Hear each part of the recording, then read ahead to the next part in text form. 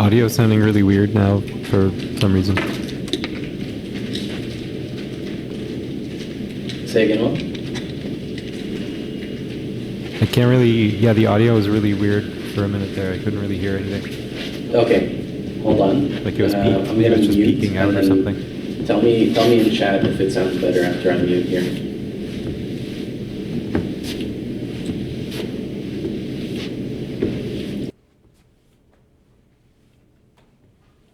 Is this better? Well, I won't be able to hear you, but if you can type in chat.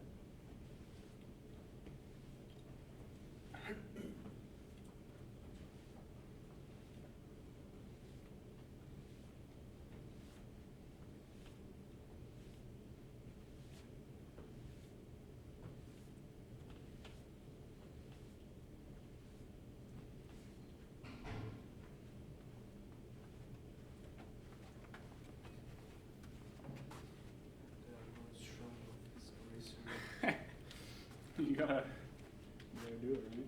Yeah. It looks nicer now, I feel like. Yeah.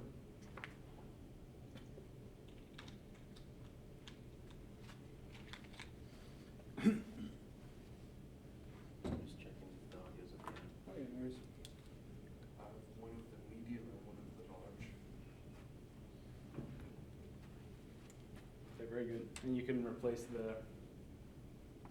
the only problem I find is I don't know how to store it. You know what I mean? I should get a big Ziploc bag and just so I can toss the whole thing in there. But what I always do is I peel that one off and put the clean one on so that I can have it in my bag without having. So where do you put the other one? I put it in this bag. But I can't, that bag doesn't fit the whole thing, so it's a problem. Yes. Time to download OBS Studio What are you going to use it for? to record. Oh, true.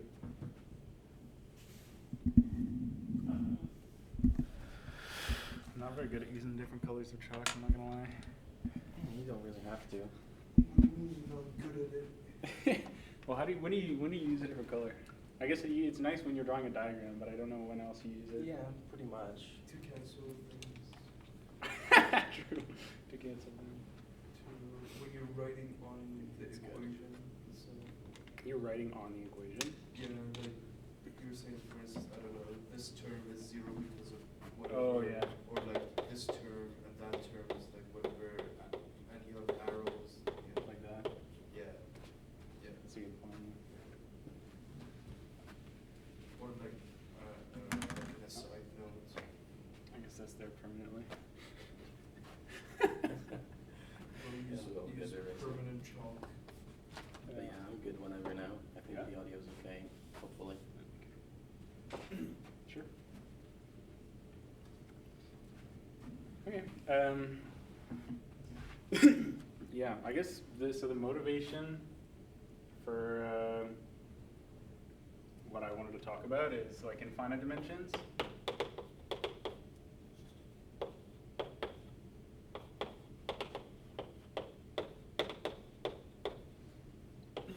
You have this theorem.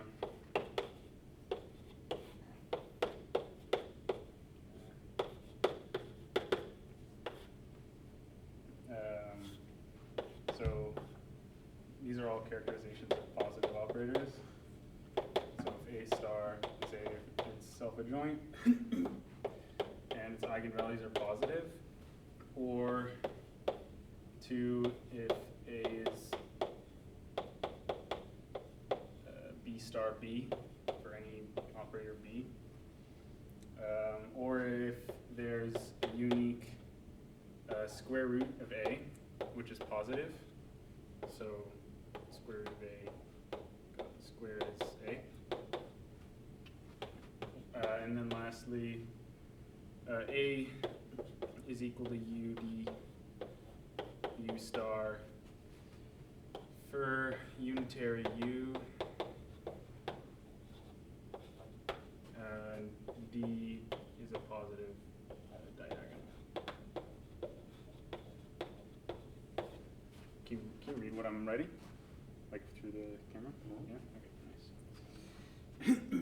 yeah, and then I guess there's this other theorem, a nice theorem about normal operators, which is the spectral theorem for normal operators. So A is normal exactly when you can write A as, you can decompose it as U du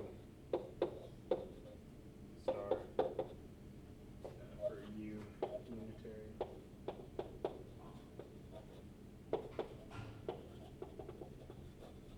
And D is a diagonal. So, okay, yeah, so they're nice theorems in finite dimensions, but you want to, most of the proofs that you use traditionally to go between these are very, like, inherently finite dimensional proofs. So it's nice to try and figure out how can you generalize this kind of thing to the arbitrary dimension case. So yeah, so one thing that we're going to use to do that is the continuous functional calculus. So yeah, this is what we were just talking about. There's the functional calculuses,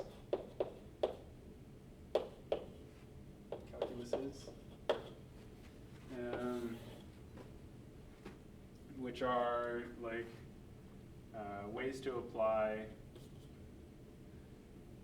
I guess, yeah, so when an analyst says functional calculus, they're talking about a way to take a function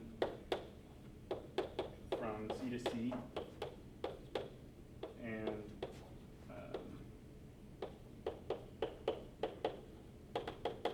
apply it to operators. So sort of like what is f evaluated at A for an operator A, right? So the one that, so generally as you increase the amount of functions that you have, the classes of operators that you can apply them to shrink. So like the polynomial one, you've got the polynomials are one such class of function, which you can obviously just apply to any operator. But if you go down one step further, say and restrict to holomorphic functions, so let me write polynomials you can apply to. So holomorphic functions you can't apply to all.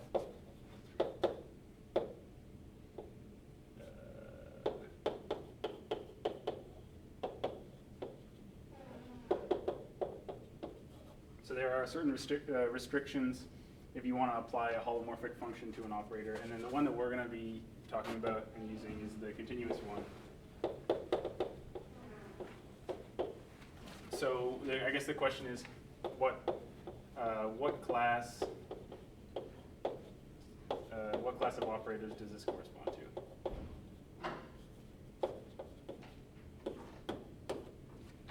to? So if you want to apply continuous functions to operators on a C-star algebra, what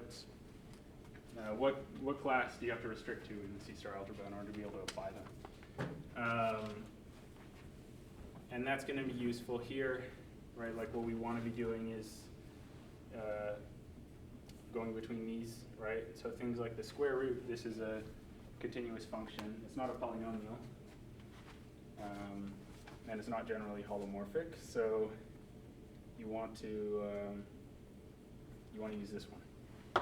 Okay, so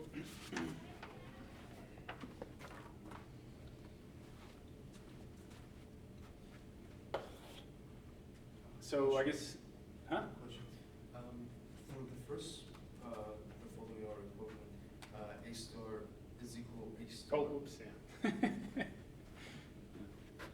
you go.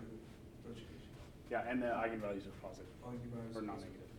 Perfect. And for the third one, when you say it's positive, are you taking the operator norm? No, this is the operator D to be positive. So I guess you can use any of these characterizations. These are all like saying A is positive, right? What does it mean for A to be positive? Any of these. So you could say A to be self-adjoint and have positive eigenvalues. You could say A is a B star B, or square root of A, or there's a unique square root of A, right? So it does what you expect it to do. Great. Okay. Perfect. And these are the definitions of equivalent definitions of A being positive. Say that one more time. What? And you said these are equivalent definitions for A being positive. Yeah, these are all, you could take any one of these to be definitions. In practice, we'll take this one to be our definition when we go to infinite dimensions, but yeah, they're all equivalent, so you can start from anywhere. Thank you. Yeah. Okay, so what we want to start with looking at is the maximal ideal space.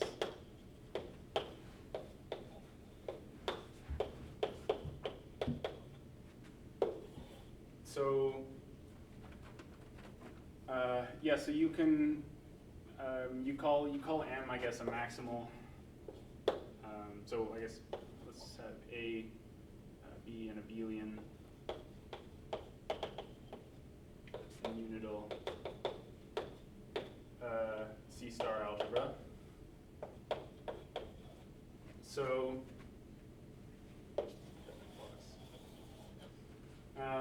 yeah, so M is a maximal ideal when it's maximal and an ideal. So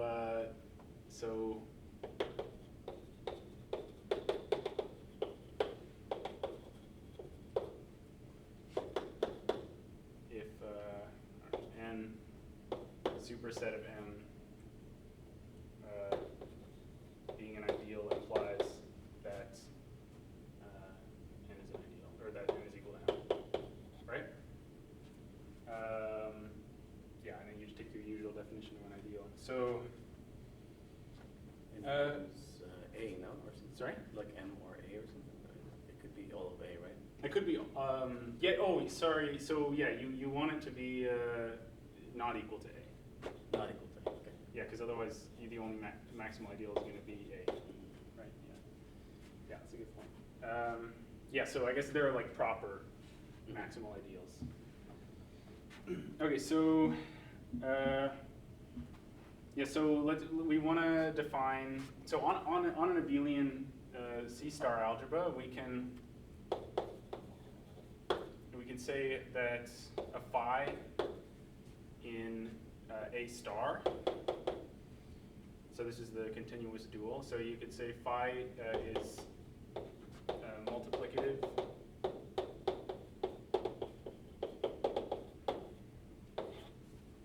if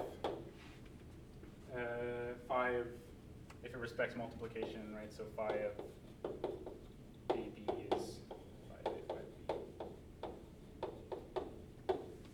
B. So the proposition is that these are all norm 1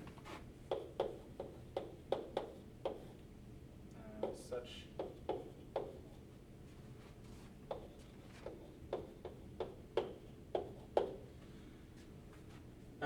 yeah, so we want to show that they all have in general have norm 1 when they're multiplicative.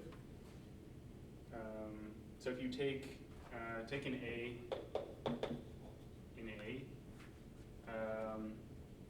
and right, so we want to look at the case where norm of A is strictly less than 1, because we're going to be talking about the norm of phi.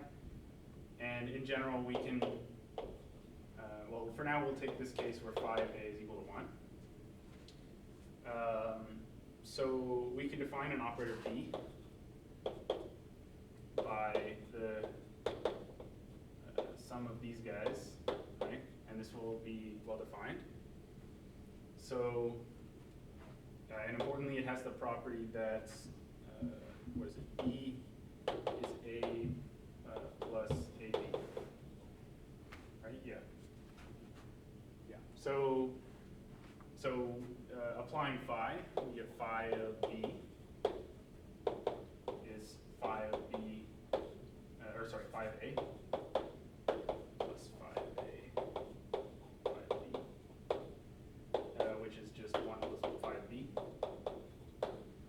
obviously that's completely ludicrous, and so so 5a can't be 1.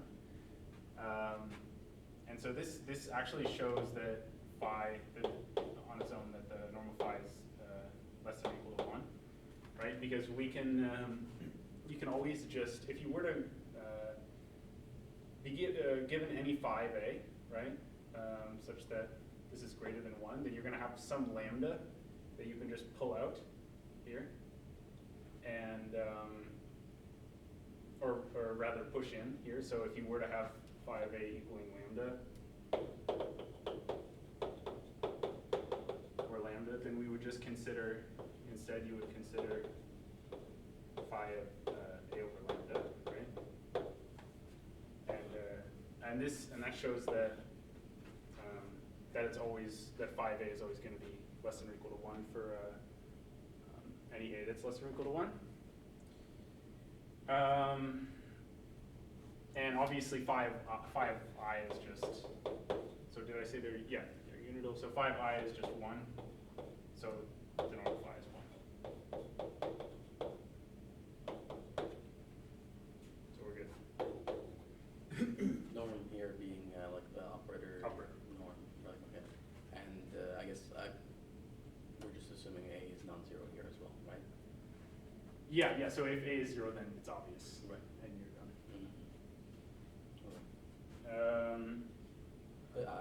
Sorry, what's the argument with the lambda thing? Yeah, okay, let me go through this. So if we had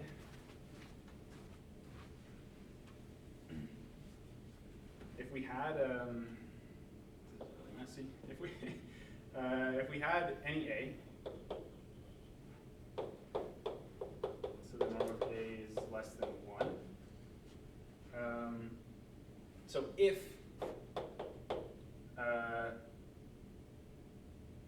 absolute, what is it? If absolute 5a here were greater than 1, say equal to lambda, well, let's just say phi of a is equal to lambda, and then phi of a greater than or equal to absolute lambda greater than 1. So this is where we want to get the contradiction from. So all you're going to do is multiply your lambda over, so you get phi of a over lambda is equal to 1,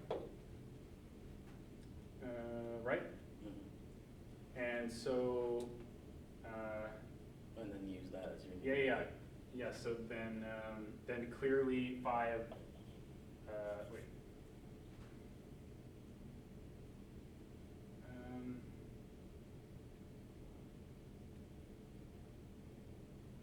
Yeah, so we want the norm of phi is less than or equal to 1, so you can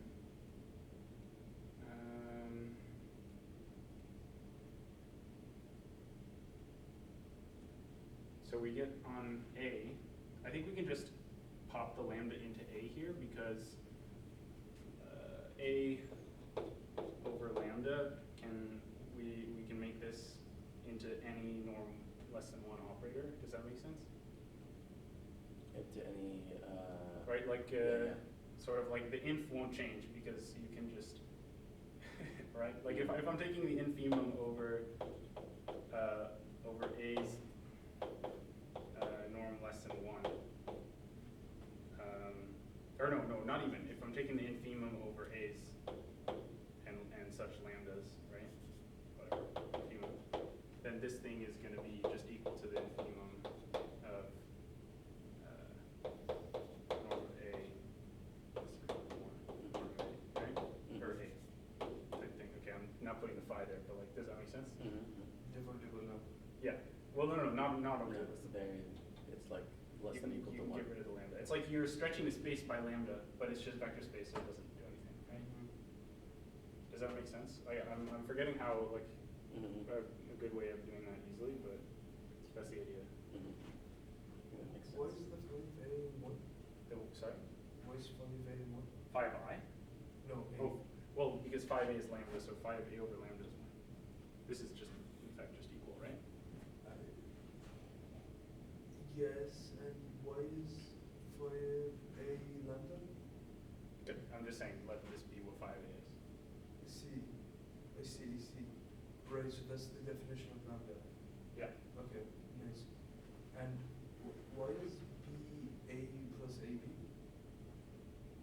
well, okay, so V is this, right? So if you do A plus AB, that's going to be A plus this sum, and multiplication is continuous, so n equals 1 to infinity of A plus 1, right? A to the n plus 1. And that's just going to give you back what B is. Right? It's like a geometric series. Right. I see. Very nice. And last question, can you define what an ideal is? Sure. So ideal. Here's my definition. Ideal is some M such that it's a subspace. I'm not going to write that down. It's a subspace, but you're going to get any A times M is equal to M times A is just double space M. Thank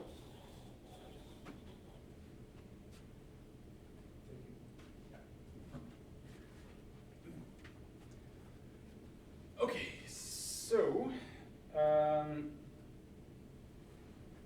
we're gonna now that we've got this, we want to call this we're gonna define the maximal ideal space.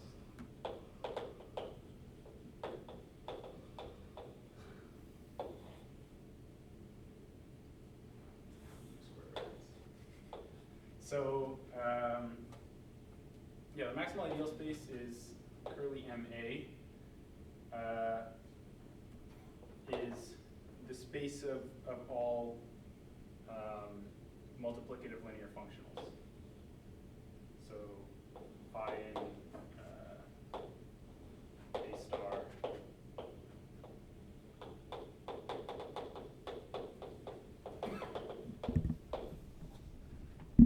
the set of all multiplicative linear functionals, right? So we want to explain this name, I guess. Why is this the maximal ideal space and not the maximal continuous functional space, or continuous multiplicative functional space, or whatever? Yeah. So why are we calling it the maximal ideal space? So, right, we want to show that in reality, there's going to be some bijection. So I'll say proposition.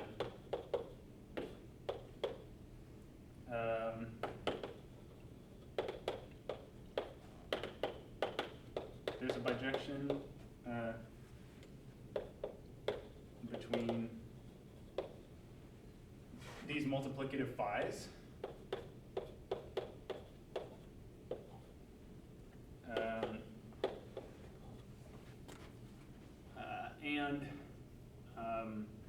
And maximal ideals.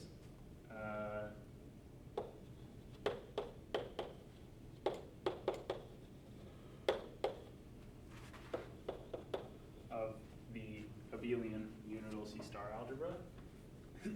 So also let me, actually no, I'll talk about that after. So yeah, so what's this bijection?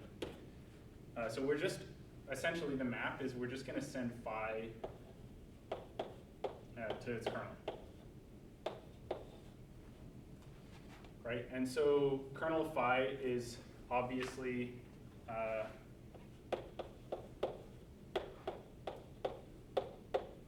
just say it's closed, right? Because phi is continuous. And it's an ideal. And it has codimension 1, so it's maximal.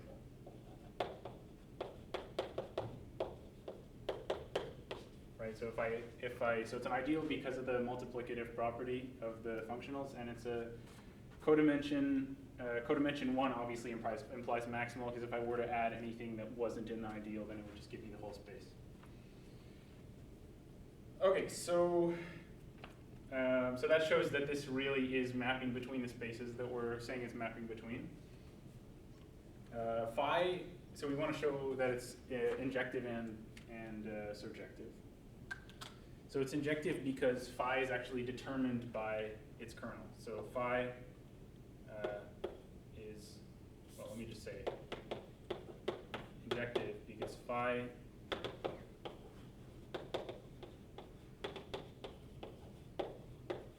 is determined by kernel of phi and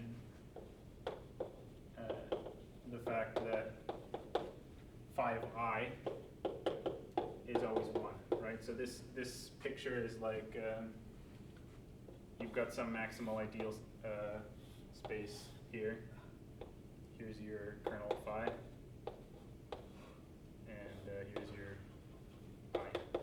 So if you add whatever I is, you're going to get the whole space. Is this a finite dimensional stuff right now? No, this is any C-star algebra. Any C-star algebra. So what does it mean to be codimension 1? Codimension 1, you could think of it as literally being the kernel of a continuous or of any functional, or you could think of it as the quotient being what's like dimension 1. Yeah. Okay. Cool. Yeah. That makes sense. Yeah. Or and equivalently, it's what I just said. If you add one extra thing and you span, you're going to get the whole space. Okay, so yeah, and that's another way of, like, you don't have to look at this picture, that's another way of seeing why the phi is determined by this. So that shows that this is injective.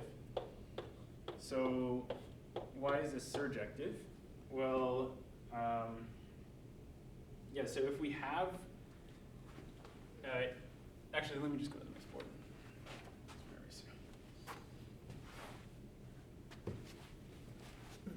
Why is this surjective? So this is a lot harder to show that it's surjective. It's not that hard though. But so if you have a maximal ideal,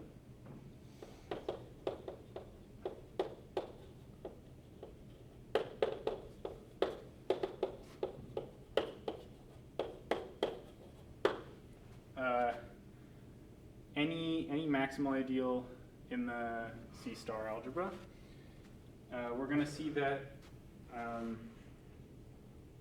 the distance from M to I must necessarily be greater than 1 because the ball around I is all made up of invertible elements. So, and M can't have any invertible elements, or it wouldn't be, you wouldn't have that. So, yeah, so this distance is greater than 1, and so then clearly the distance, I guess, distance between, I guess, let me change this to closed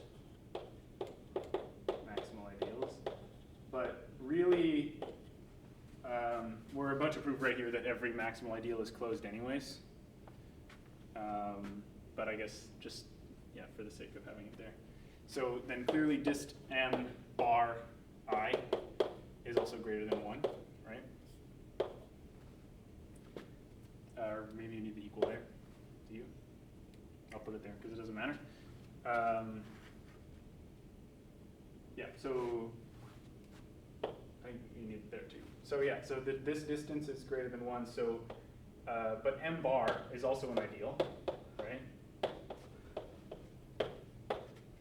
Because if I were to have Mn in M, right, then Amn, or Am is just the limit of Amn's, and this is in M. So this thing is in M closure. Like these, I guess these are in M. So the whole thing is in M closure. That's what I should say. So so M is closed, so that satisfies what I just wrote down here. And M is still a proper ideal, right? Because it's yeah, what I just said there, and because it doesn't contain I here, so it's still necessarily proper. So what we want to answer, and this is really the hard part, is we want to ask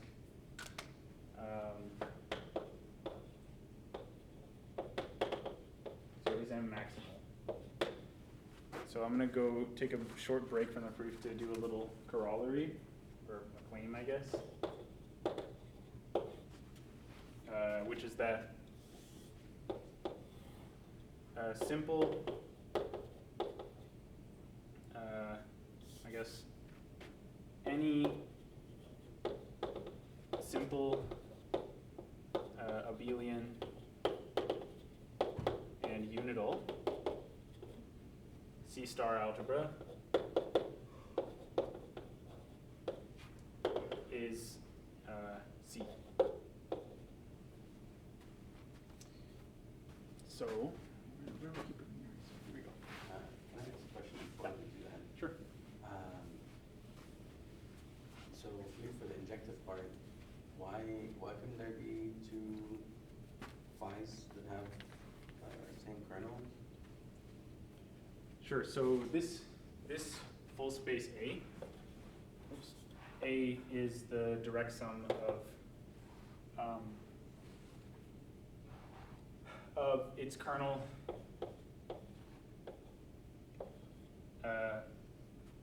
is the kernel of this direct sum with like Ci, I guess, right? So phi of A, or yeah, sure. Phi of A is necessarily phi of K. So K is something in its kernel. Oops. Plus lambda I is just lambda. Oh, I see. So it's determined by that decomposition. Yeah, exactly. Yeah, it's just because of the like direct sum decomposition, basically. Okay, and then here you said because n doesn't have any invertible elements, the distance is greater than 1. Yeah. So how does that follow exactly? Sorry. Oh, sure. So let me do like I guess I should just, I'll just do a little box here. So if B minus I is norm less than 1, then B minus, or I minus B times the sum from n is equal to 1 to infinity, or I guess 0 to infinity of B to the n is, or sorry, what am I doing? If B minus I is less than 1, I have this backwards, then B times the sum n equals 0 to infinity of B minus I. I might have to flip that around. B minus I to the n.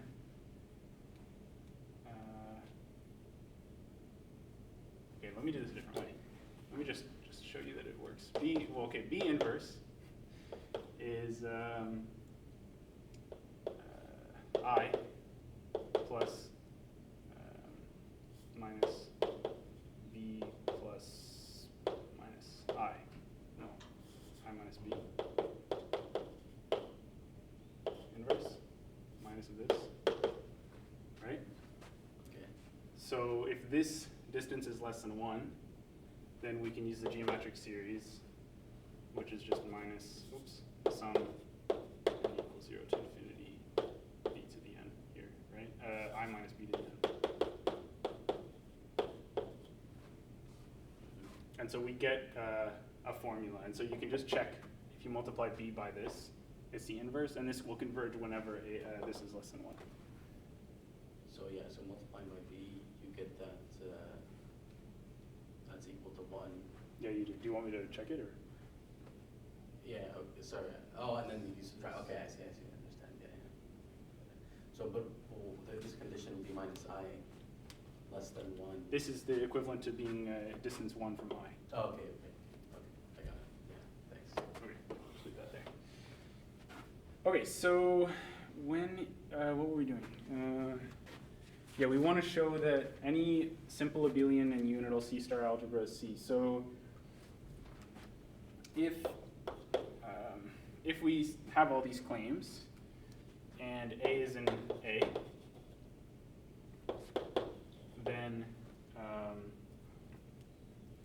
So let's take an alpha in the spectrum of A. So I'll use sigma to represent the spectrum. If A is an A and there's an alpha in its spectrum, then we can define an ideal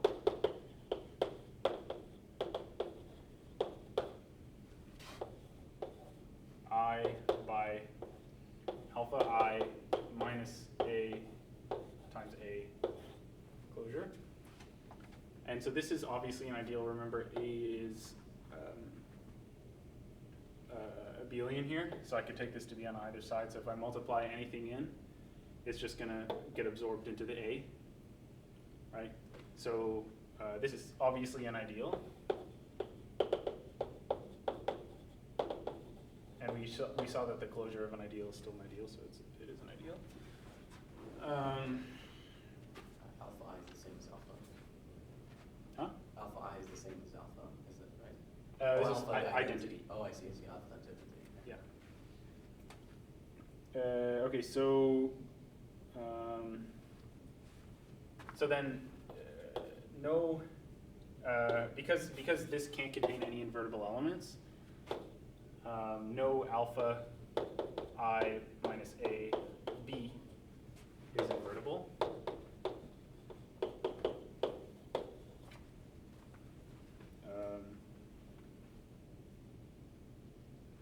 Right, so no alpha I minus A B, or no, sorry, this is just, no, we don't know that, no, this is just a fact on its own. So no alpha I minus AB is invertible, because if it were, that would imply that this is invertible, right? And so that clearly shows that that I is or that dist, what we just used, dist I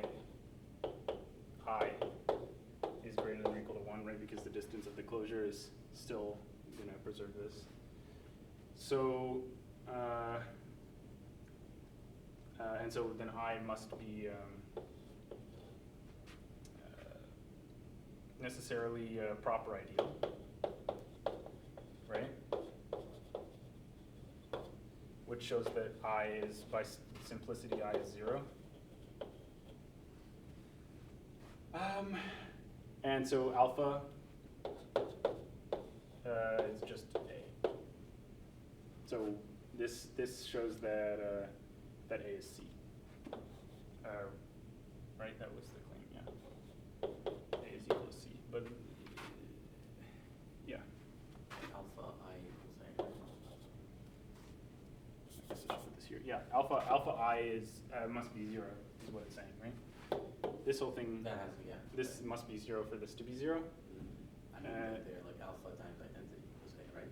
Yeah, you could have the identity there. Oh, yeah. Yeah, and so that's, I guess you could say A is just like CI, but we're just gonna like say it's C. Yeah. Yeah. Okay, so that was what we wanted. That's gonna we can use that to show that that this thing is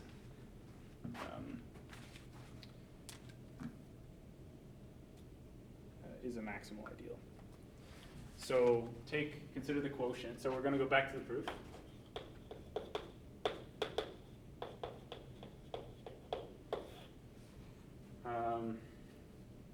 So A quotient M closure is simple. And this is, I think, obvious. Do you want me to show this, or?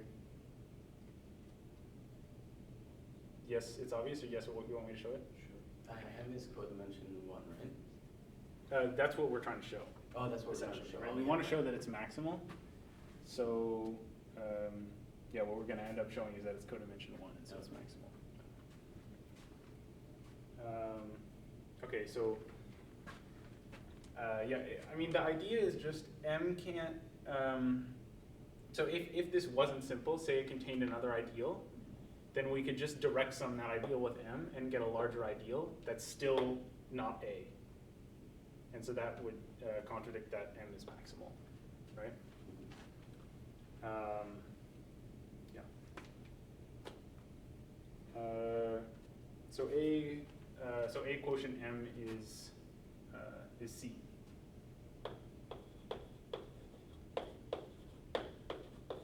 C, right? And so that shows that M is codimension 1. So it's maximal.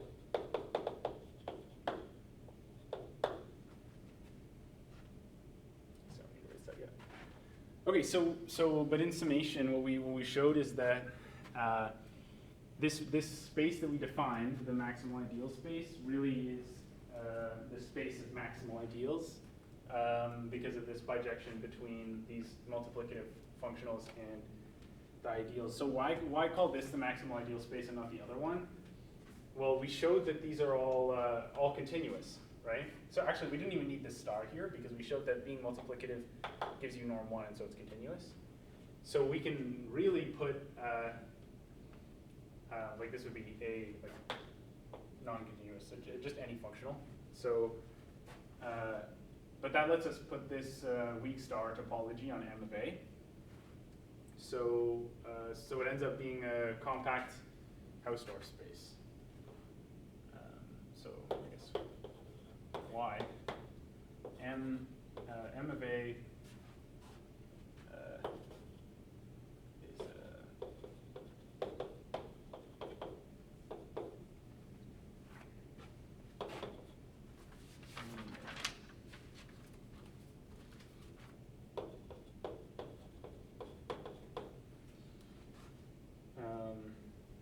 yeah, so it's Hausdorff because the star algebra is Hausdorff, and it's compact because of the Banach-Aloglu theorem, and it's a subset subset of the unit ball, right? It's because they're all norm 1. So it's compact and it's Hausdorff. What was it? Hausdorff? Why is it what? Hausdorff? Well, the weak star topology is Hausdorff always. Okay. And that's just because the functionals are point separating. The functional? The functionals are point separating, right? Or not functionals, but evaluation of functionals is point separating. And so you can separate the I see. Okay. any functional with evaluation at some other point. Okay. Any two functionals by evaluation. Okay. Okay, where was I at? Yeah, okay, so now, I guess I should leave this.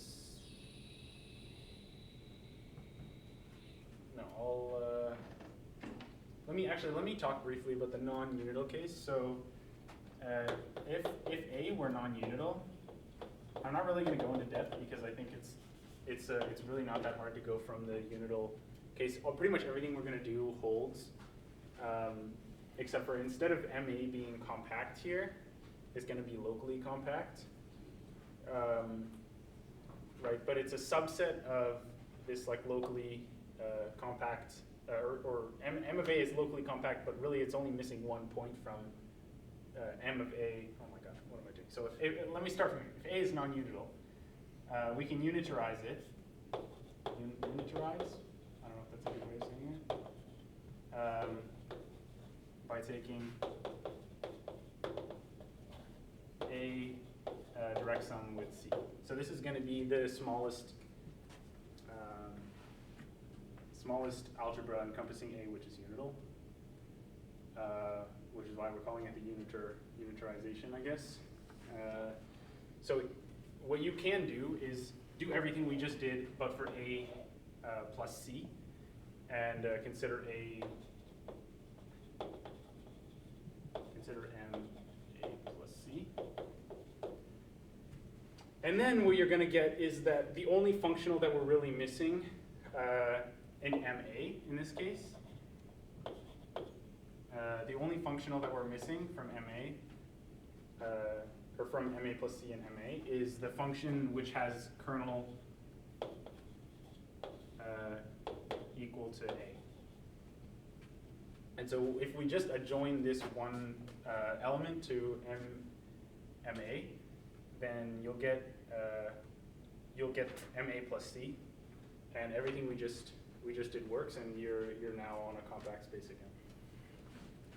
Okay, I'm not going to talk a lot about that because I don't find it as interesting. So, okay, I'll leave this here. So, but now what we want to talk about is Gelfand theory. Jesus Christ, this truck is bumping. Yeah, so this is what we're going to use to characterize the abelian C-star algebras. So let's define the Gelfand transform is this gamma going from A. So remember, we need A to be abelian and in our case unital. Going from A to continuous functions on the maximal ideal space of A. By taking A to A hat, where this is like this element A hat of phi, so A hat evaluated at one of these functionals is just phi evaluated at A. So is that all I wanted to say? I guess it's obvious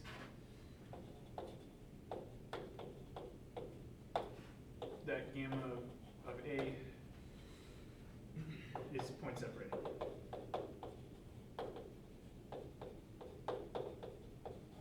Because the phi's are point separated.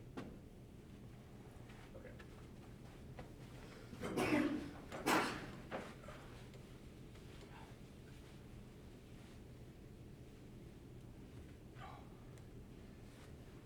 Okay, so we want to show that this is a really nice map. In fact, it's going to turn out to be the nicest possible map that we could have.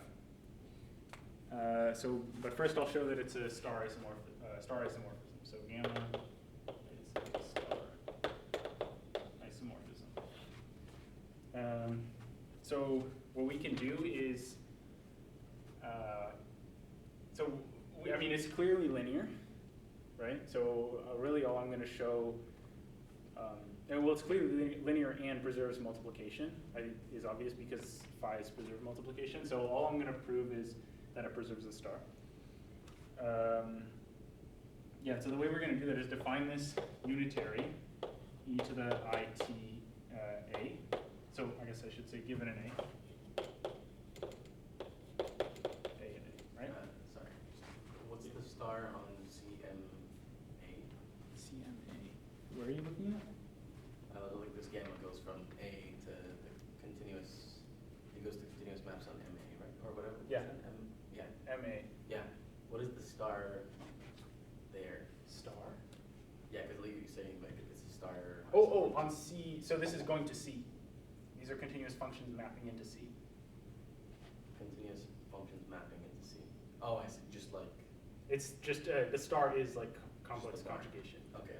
Cool. Got it. Yeah. Okay. Yeah, so we want to show it's a star isomorphism. So this is kind of a cute little proof for this bit.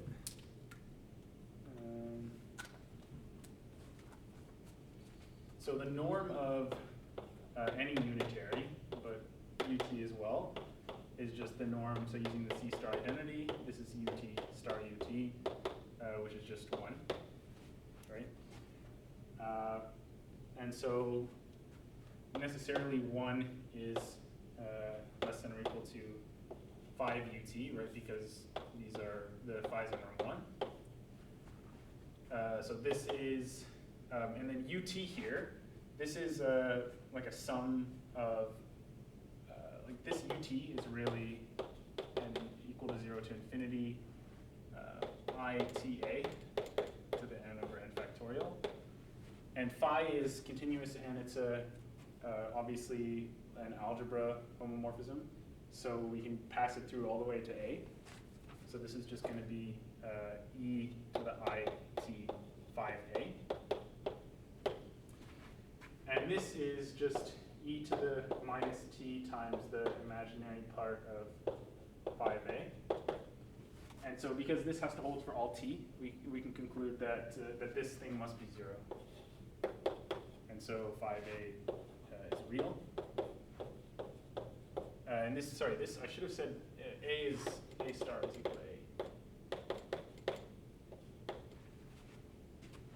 a. Right, because for this to be unitary, a needs to be self-adjoint. So that was kind of loaded here that this is unitary. Yeah, okay, so for a self-adjoint, this is real. And then if you take a general a, then a is equal to is equal to the real part of a plus I times its imaginary part. And so phi of a, this is just going to be an easy thing, which is phi of a is just phi of a star is going to be the real part, phi of the real part of a minus I times the imaginary part of a, right? Which is just phi of real part of a minus I times imaginary part of a. That's just phi of imaginary part of a. Right, but this thing is just the complex conjugate of phi of a. I'm not going to write the rest of it, it's just phi of a complex conjugate, right? Okay, so clearly it's star preserving. Okay, so what are we doing next? Yeah, so we want to talk about when are these elements invertible under the image of the Gelfand transform. So when will these be invertible? Well, the proposition is A is invertible. So if A is in A, then A is invertible if and only if A hat is invertible, which happens exactly when A hat is non-vanishing.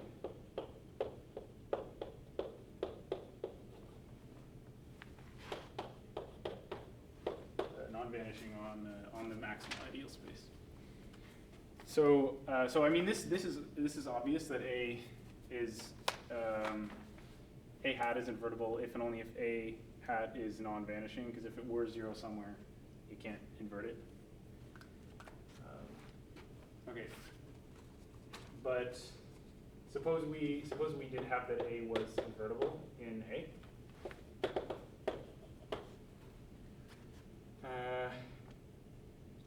Then A hat is gamma of A is invertible just because it's a algebra homomorphism. So the only case we want to check is when A is non-invertible. So I guess I'll check mark. There we go. So that's the case 1. Should put a bullet point. So case 2, when it's non-invertible, we want to, sort of as with the proof of the maximal ideals, we'll consider this ideal given by A times the C-star algebra, the closure of that. So this is again a maximal ideal for the exact same reason as before, right? This thing, the thing we had before was non-invertible. This A is also non-invertible as the closure of that. So this is a maximal ideal for the exact same reason. Maximal ideal.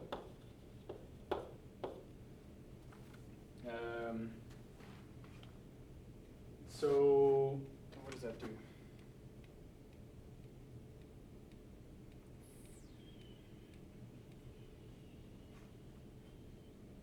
So let me just write down what I have in my notes. So we get a phi. So that A of phi, A hat of phi is 0.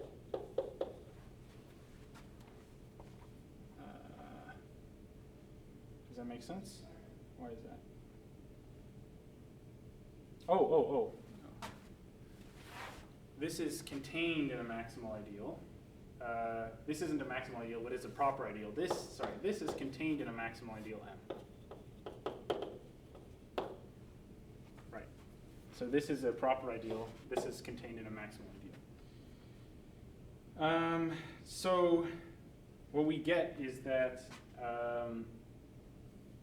there is some phi associated to this maximal ideal.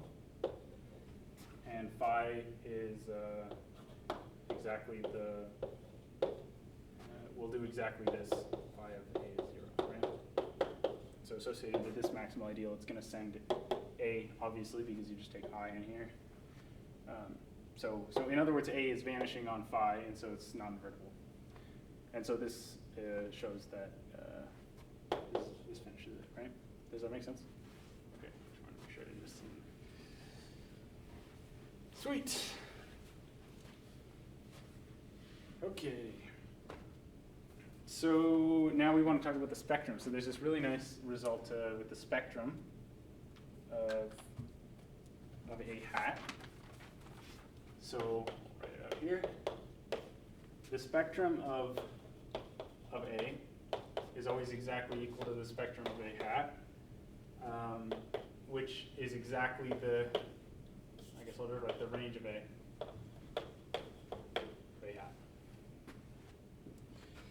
So why is this? So if we have an alpha, this is really not hard to see. If we have an alpha in A hat, this happens if and only if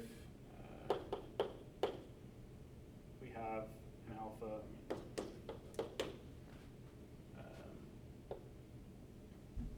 If and only if alpha is equal to A hat of phi, for some phi, because what we need is for it to vanish, right? So I guess I could write this minus this is 0, right? And this is if and only if alpha is in the range of phi, or of A.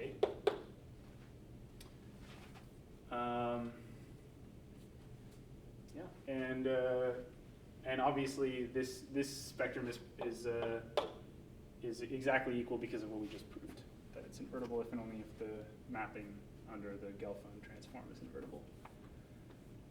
Okay, so we're good there. So, okay, let me get rid of this sheet paper.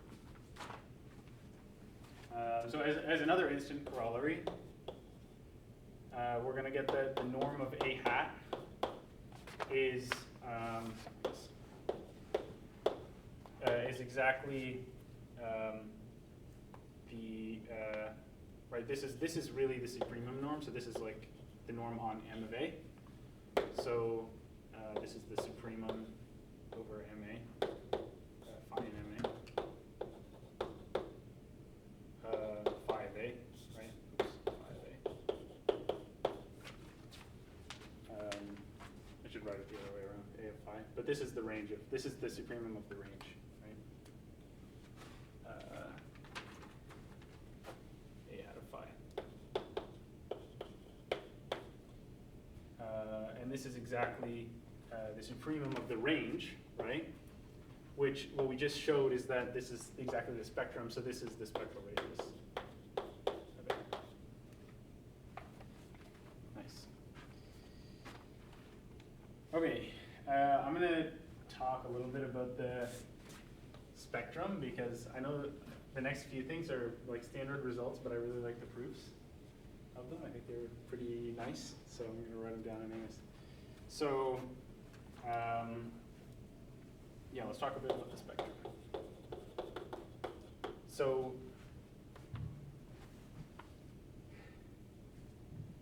I mean, what we know here is that, I guess as a motivation, we know that A hat is, so I said we were going to show that gamma is the nicest thing that we want. It's going to have all the nice properties of a map that you could ask for.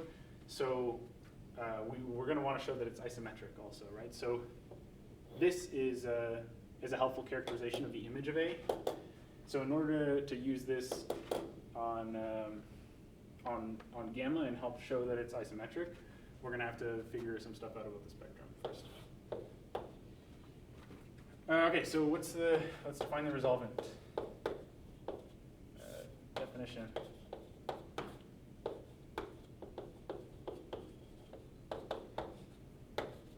So the resolvent function is,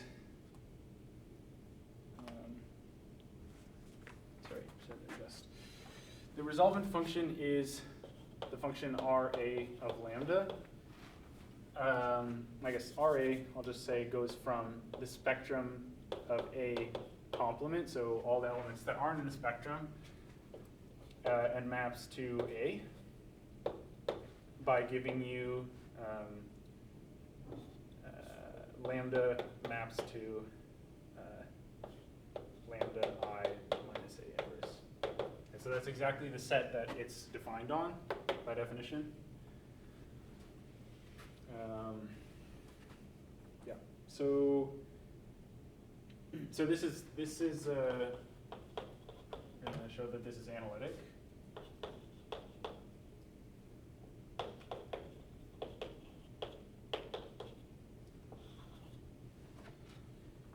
So this is, if I take a lambda naught anywhere in the spectrum of A, or outside of the spectrum of A,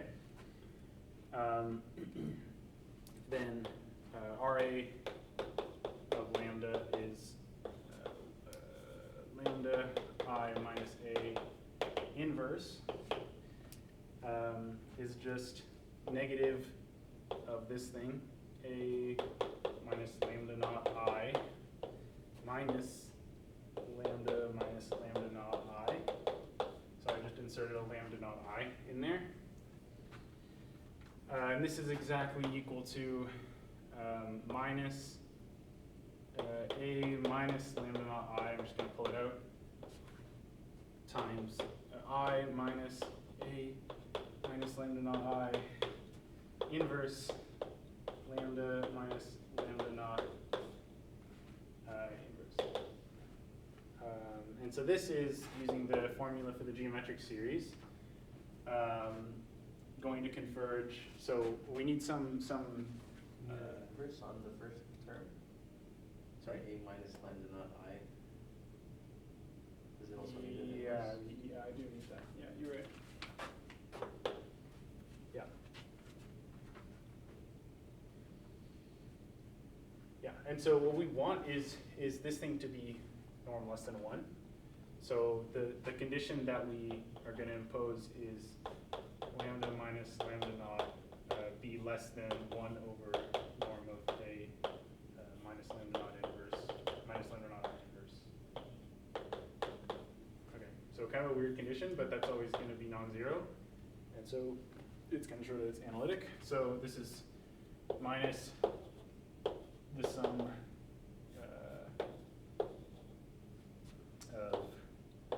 A minus lambda naught I to the minus n minus 1 lambda minus lambda naught to the n.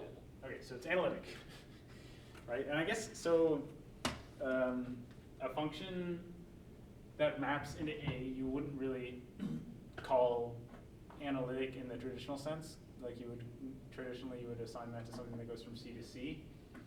But you can, like heuristically what we want is that the components of this map, or the, quote unquote components, are all analytic, right? Like if we were picturing it mapping into M2. So what we're really saying here is that under any continuous functional, so really it's f of Ra of lambda, which is going to map into C. That's going to give you something that maps from this subset of C sigma A complement back into C. That's going to be analytic for every continuous functional, and this serves to show that as well. And really, I'm going to not really talk about that because I'm going to use this as analytic, but I'm not really, like you can get all the same theorems on these types of functions as you get in complex analysis. Okay. So I'm going to, as much as I don't want to write this down, I'm going to do it anyways. So just as a note, we can do this other expansion for any lambda which is greater than norm A. We get this other series expansion of a lambda, or R a lambda, which is not, I'm going to be kind of brief about it, which is just this sum to infinity lambda minus n minus 1. Right, this is just another geometric series. Let me grab some water. Yeah, it's okay. So what we're going to use is some stuff from complex analysis.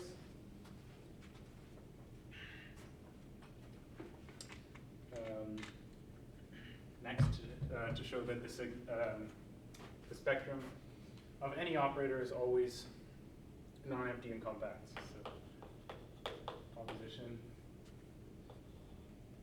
spectrum of A. So I guess given A spectrum of A is non-empty and compact. So the proof is kind of cute. And then we're going to use this expansion that we just got. So in order to show that it's non-empty, which is weirdly the harder part, what we can look at is we've got this picture. So this is like a Laurent series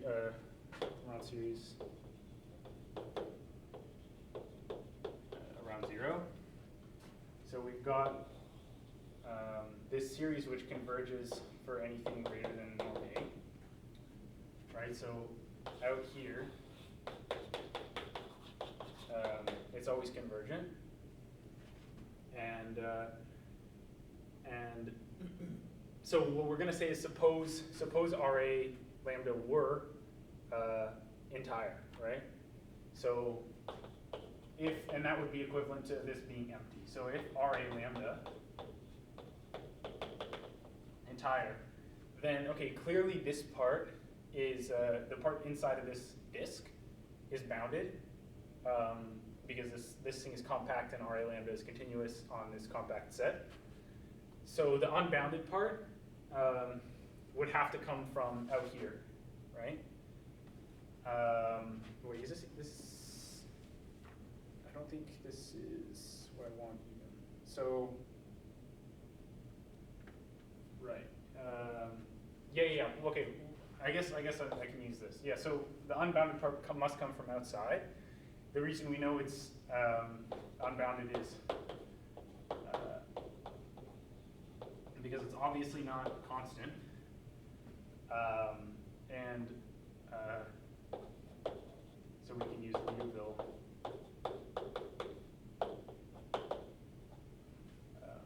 Right. So it's unbounded for sure. So, but right on any lambda. So if I just expand this disk to be norm 2A instead. So obviously this Laurent series will still converge on this larger, or I guess smaller set outside of the larger ball. But we can do this calculation. So if we take lambda greater than 2A, then RA of lambda is going to be, I guess you want the norm around here. So this is going to be the sum, so I'm going to use this right here. This is the sum of lambda minus, let me write it like this, A-N. This is, I guess this is norm, yeah, because we're not actually, this is norm A to the N over lambda to the N times lambda, right? Which is absolute value of these things, which is this thing right here is less than 1, and so this whole thing is less than 1, and so this converges. And I guess I can write down where it is. It's going to be, and it's going to be 1 over 2 norm A, less than or equal to 1 over 2 norm A, right? Because this thing is less than 2 norm A, so this is going to be less than 2 to the N plus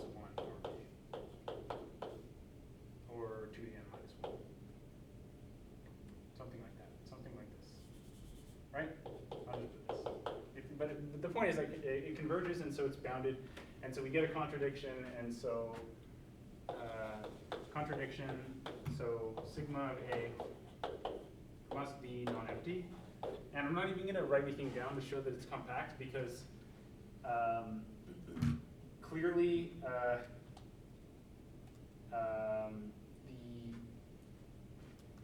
the resolvent set, the complement of sigma A must be open just by virtue of this being analytic.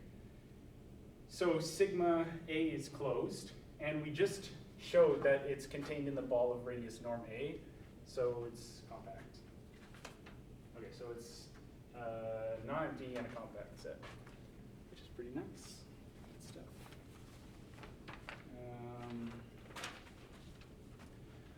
Okay, I'm gonna do one more result about the spectrum, and then we'll be able to use it for what we want.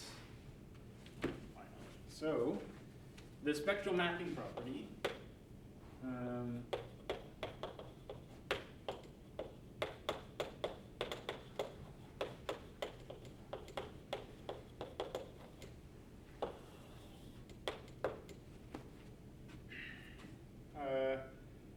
says that sigma of a polynomial of an operator is just the polynomial applied to the whole set sigma of A for any A.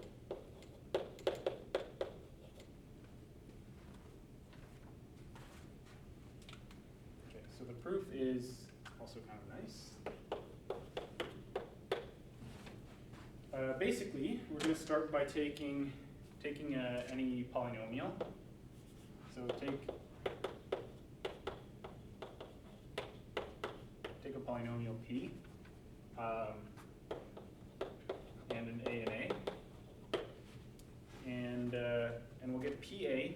We can factor P of Z like this, so that P of Z minus alpha is this big product over I of Z minus beta I.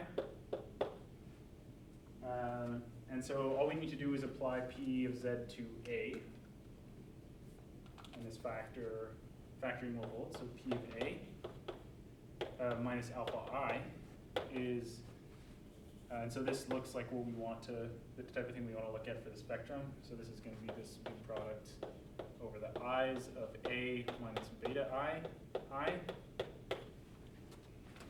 And so PA, let's see if I can fit this on this board. P of A minus alpha I is invertible exactly when, well, okay, I guess first I'll just say it in words. This, everything in here commutes, and so this thing on the left is invertible exactly when all of the entries in the product are invertible. So if any one of these is not invertible, this will be non-invertible and vice versa. So this thing is invertible exactly when there exists beta I, so that I guess a beta I in sigma of A, right? Given that this is not invertible, and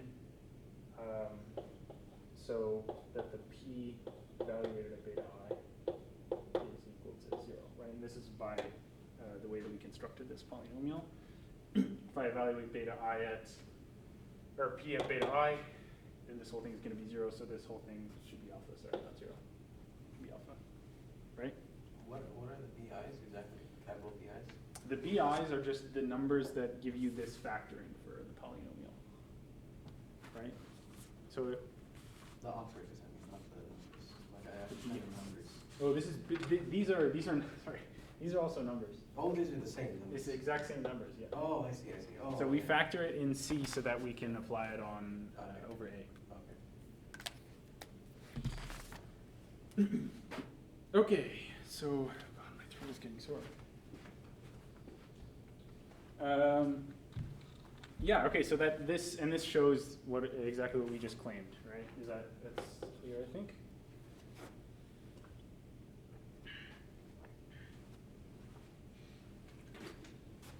Okay, so finally we can get a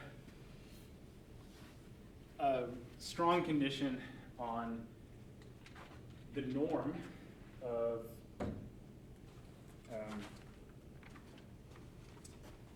A, relating it to the spectral radius.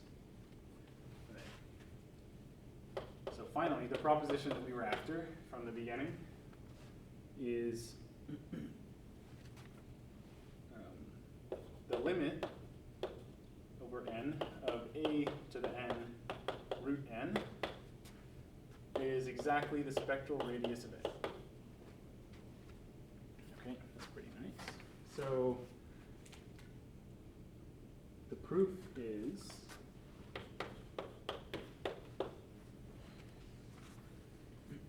so we can look at the coefficients from this is why this specific expansion was so useful, or the second reason, I guess, is let's look at the coefficients of that. And we're going to see that, so the coefficients of RA lambda, these give us that r to the minus n. So for any r, I guess,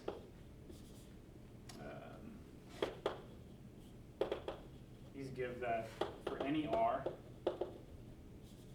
any r which is greater than the spectral radius of A, r to the minus n norm A to the n converges.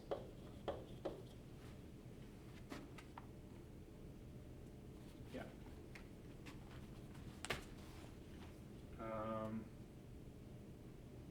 Yeah, and that's just by looking at the camera. I'm going to chuck you. Mind if I borrow one of those?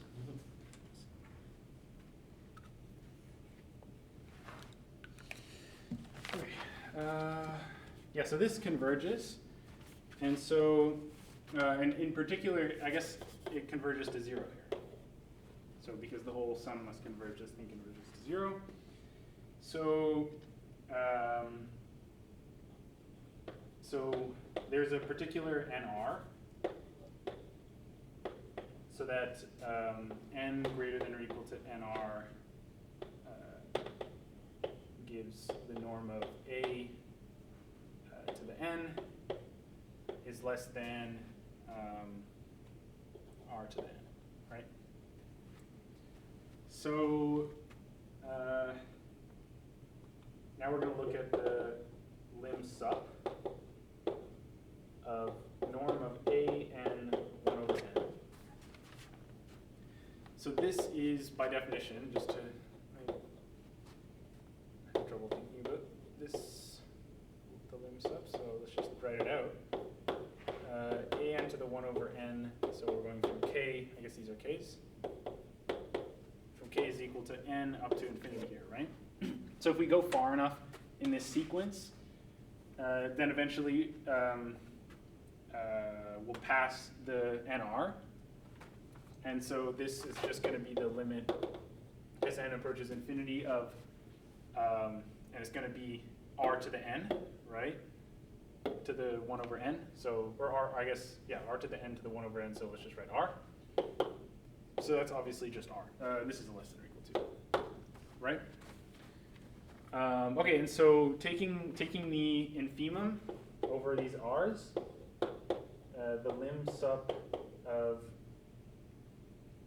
over n of A to the n 1 over n is less than or equal to the spectral radius of A.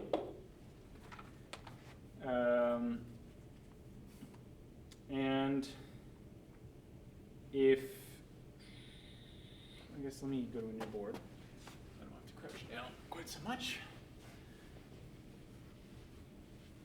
Okay, and so we've got a lower bound now on the limit, right? Because this is bounding the limit from above.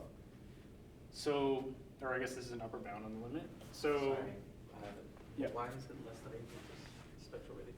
Are we taking r to be greater than the spectral radius of A, right? Yeah. So if we take infimums over all of these r's, Mhm. then we can get r arbitrarily close to Okay. the spectral radius of A, right? Okay. And so if it were anything greater than the spectral radius, we could shrink r past it and we'd get a contradiction. Okay. Got it. Okay, so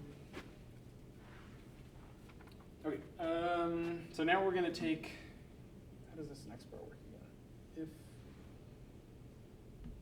Oh, right, okay, so if we take an alpha in the spectrum of A, then the spectral mapping property will give us that alpha to the n is necessarily in sigma of A to the n, right?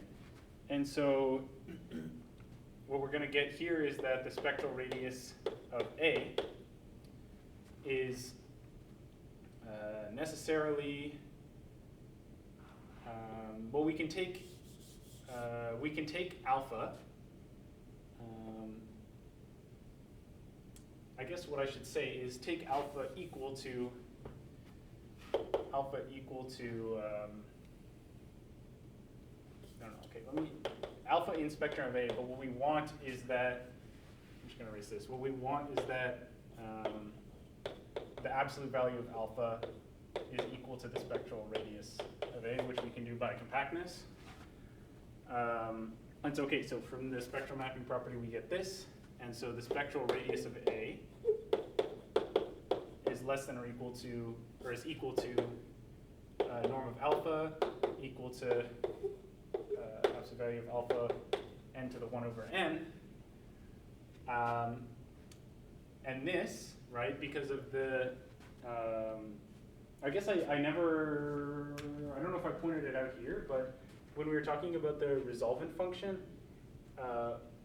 that it converges everywhere greater than norm A serves to show that the spectral radius is, or that the spectrum is bounded by A. And so this alpha in particular is also bounded by norm A. And so we can write, this alpha to the n is bounded by norm A to the n.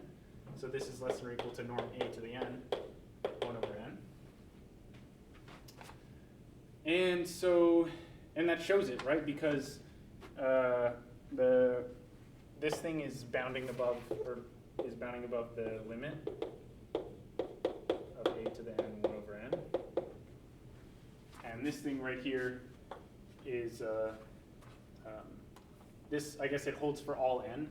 So in particular we get SP, let me just write the whole thing out, is that the lim sup over n of A to the n 1 over n is less than or equal to the spectral radius of A is less than or equal to the infimum over n of these guys. Right, and so this is a lower bound for the limit, this is an upper bound for the limit, and so the whole thing is equal. And we're done. Nice. Sweet. So, right, so let's go back to commutative, the commutative case. So I guess, I don't know, I didn't say, but everything we just did holds generally. It doesn't have to be on a yeah, should have mentioned, but yeah, everything we did talking about the spectrum holds for any C-star algebra, but what we're about to do doesn't. So let's once, I guess let me put a bar here. Take a abelian unital. Okay, so gamma. Let me go next page, next board. So now we're going to finally show what I said we were going to show at the beginning. Proposition. Gamma is an isometric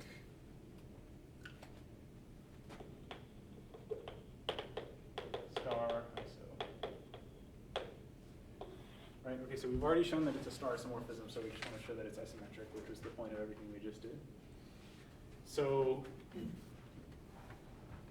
so we've shown that the norm of, so for A equal to A star, oh right, yeah, yeah. So for norm, let me write this out a little better. So take any A and A, so that A is A star, and that shows that norm A squared is norm A star A is norm of A squared, right? And so the norm of A, or let me write this out. The spectral radius of A is the thing we just found, the limit of A to the n to the 1 over n. I'm curious if you know the trick that I'm about to do. To do what? Well, we want to show it's isometric, right? So we've already shown that the spectral radius is equal to norm of A hat, right, which is gamma of A. Yeah. So what we want to show is that this is the norm of A. It's just a stupid norm of trick. A? The regular norm of A. Yeah. Oh, like you just use that property. Yeah, again, exactly. just Yeah. to bring in the 1 over n. So but you can't just bring in any 1 over n, right? Because this is only. Yeah, but like you can do it first for like integers, and then like it works for rationals somehow. Well, okay, I guess you could do that, but there's an even sillier tactic, which is you just take A to the 2. There you go. So that works. And this thing is, obviously this is going to work for these. True. So just pull out the 2n, and this is just norm of it. There you go. Kind of fun. So, and that's it. That's all we needed to show. So pretty much all the other stuff was the hard part. Yeah. Okay. So now we really get to use it, to use this gamma that we found. So the gamma is an incredible map. So let's see what it does.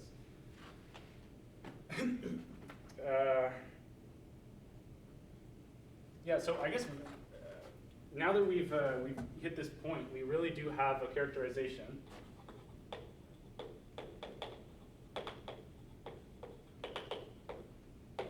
So if A is abelian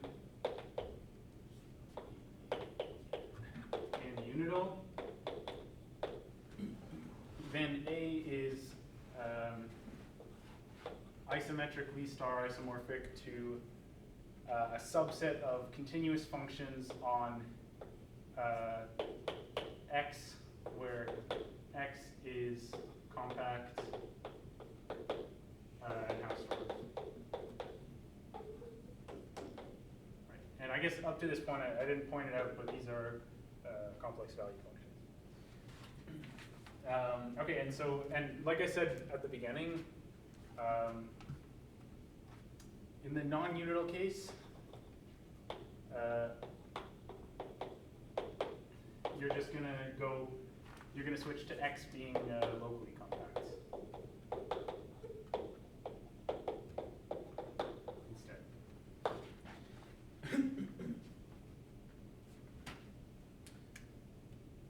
Okay,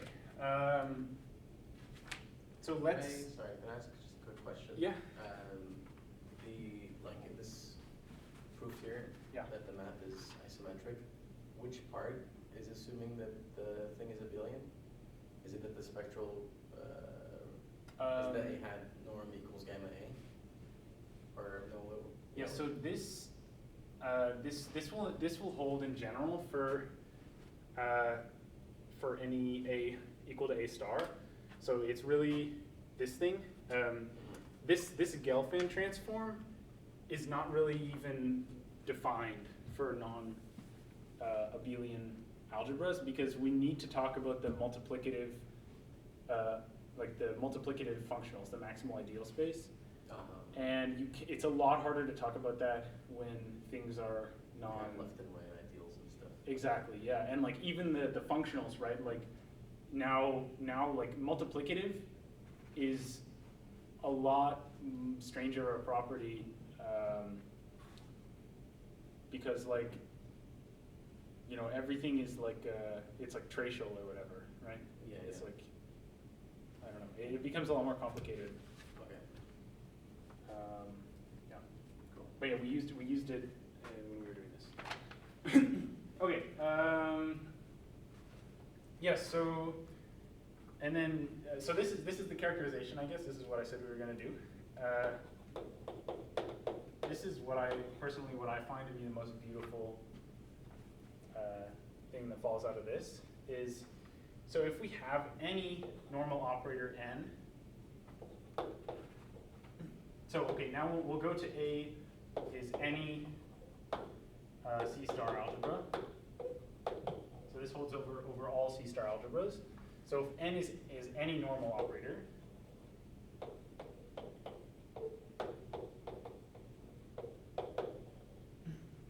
if n is a normal, then in particular, the unital C star algebra, C star of n,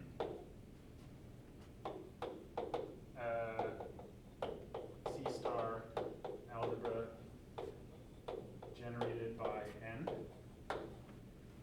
is exactly, so these are exactly the elements for which this algebra is commutative. So everything that we just did with the Gelfand transform, now we can apply to C star of n in any algebra.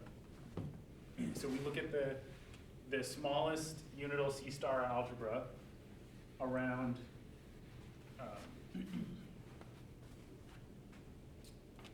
around a normal element.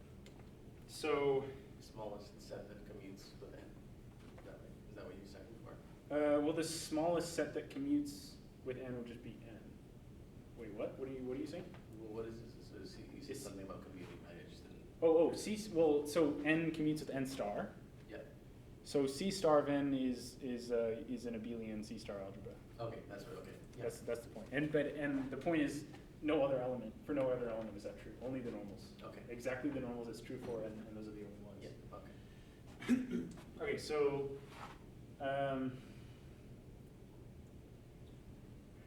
okay, I guess now is a good time to.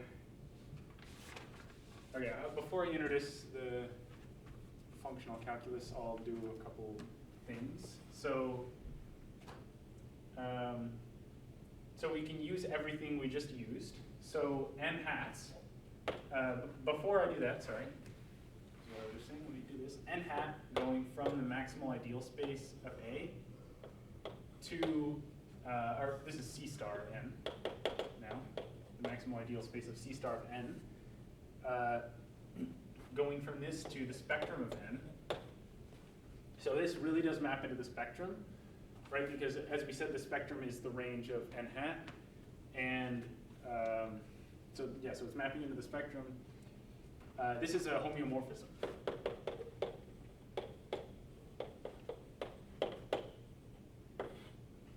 And that's because so it's obviously surjective from what we said before. So it's, I'll just put a check mark. It's surjective, right? Because the spectrum is the range of this. It's injective because phi is exactly determined by how it acts on n.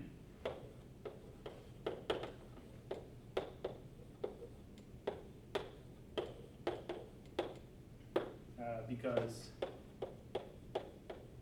phi of any polynomial in n star is just going to be the polynomial in phi of n, phi of n bar. Okay, so it's surjective and it's injective, and it's continuous just by definition of the topology that we put on M. which was the V-star topology. So this is just evaluation. And I guess that it's open. I couldn't find, I don't know if it's obviously open, an open map. So what would you say? Because so what I thought of doing is take the linear extension of n hat, and that's going to be an open map by open mapping theorem in the restricted. Okay. So, but I don't know if there's a less heavy-handed way of doing that. But I'll just say open by open mapping theorem.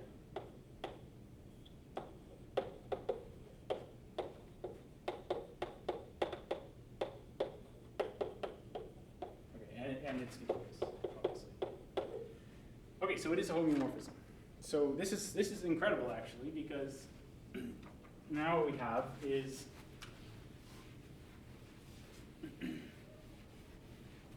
that so this is going to induce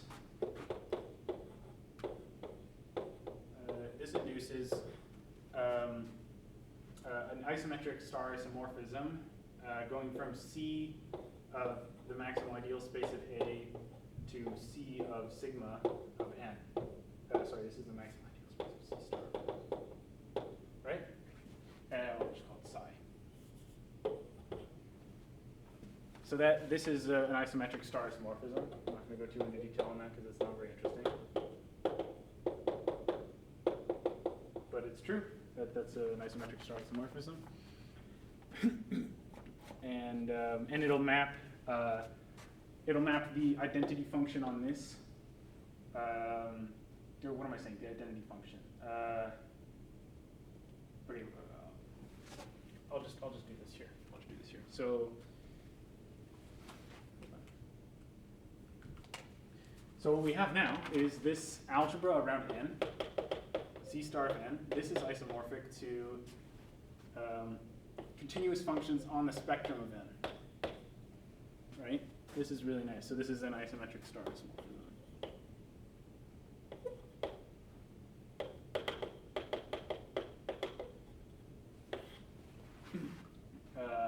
So and this is we've got this, let me draw the diagram. We've got C of n here. We're mapping into C of the maximal ideal space of C star of n, which then maps into, by psi, the continuous functions on the spectrum of n. And so we get this map, and this is the Gelfand transform. This is some new map given by composition. And it has some nice properties. So if I call phi sub x in MC star of n, the map that sends phi of n to x. And so from that, we would get that gamma tilde applied to n at x, right? So this is a function. Gives us exactly psi of n hat of x. And this is going to be n hat of phi x, right? So under this mapping, psi will send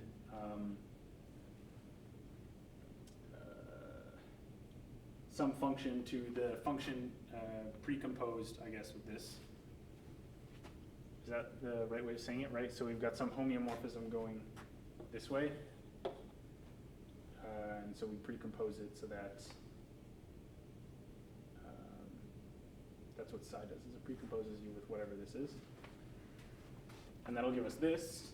And this is just exactly what we said is just x, right? So this is really nice. We see that gamma tilde of n is really the identity function. And okay, it's also clear that because it's a star isomorphism, if I put a star, it would be the bar of the identity. If I put, what about gamma tilde of I? Right? Well, these are all isometric star isomorphisms, so this is just exactly the function that's identically 1. Right? Okay, so I'm going to draw the picture because I think this is really beautiful. You get, so for an operator n, right?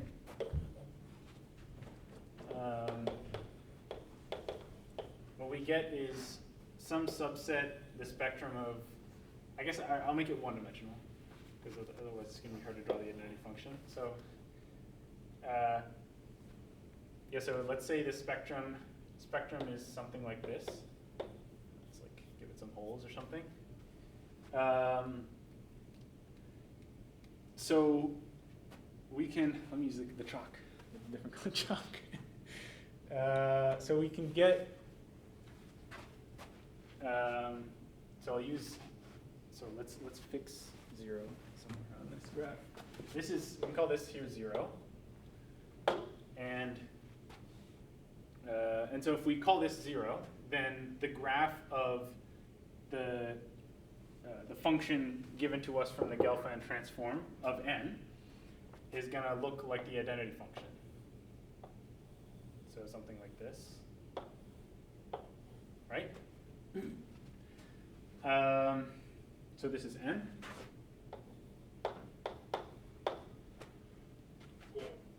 So we can map the identity function, and that gives us something that looks like this. Oh, that's the wrong color. Something that looks like this, right? Like that. That's the identity function. This is gamma tilde of I. Sorry, not the identity. Well, I guess the function is the identity function. Let me use one more color. Yellow. So we can get, and then for any weird looking continuous function on this space, right? This can give us, this will always correspond to some operator. Gamma tilde of B.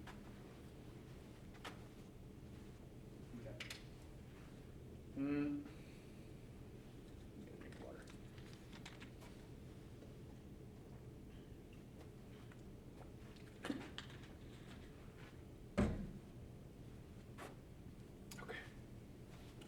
Almost done. So that's really nice. I'm gonna kind of abuse notation because I really don't want to acknowledge the psi map. I'm just gonna write gamma tilde is gamma, and we're just gonna pretend that the maximal ideal space is is exactly the spectrum,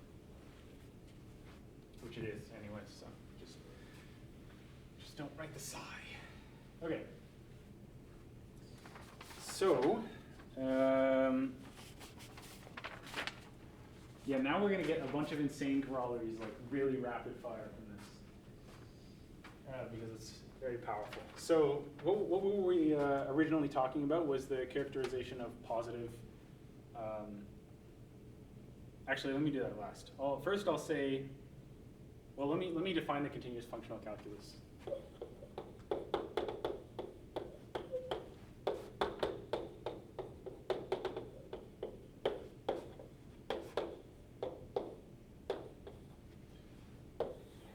So this is the functional calculus given from normal elements. So if n is a normal element, then and f is any function in the continuous functions on sigma of n. Then the mapping f maps to f of n. Is notation for the inverse image of the Gelfand transform. Oops.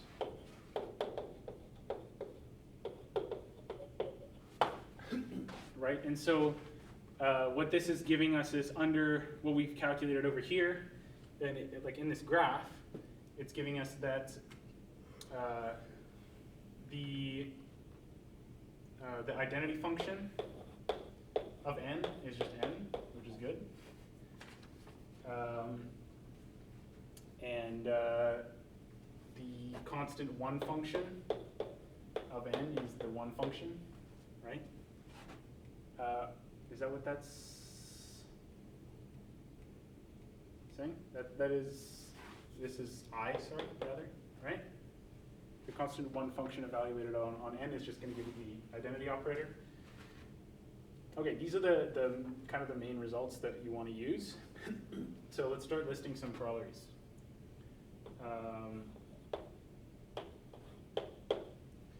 So we're instantly going to get that the spectrum of f of n hat is just the spectrum of, or I guess I should write, the spectrum of f of n is f of the spectrum of n. So this is like a generalization of the spectral mapping theorem that we talked about earlier.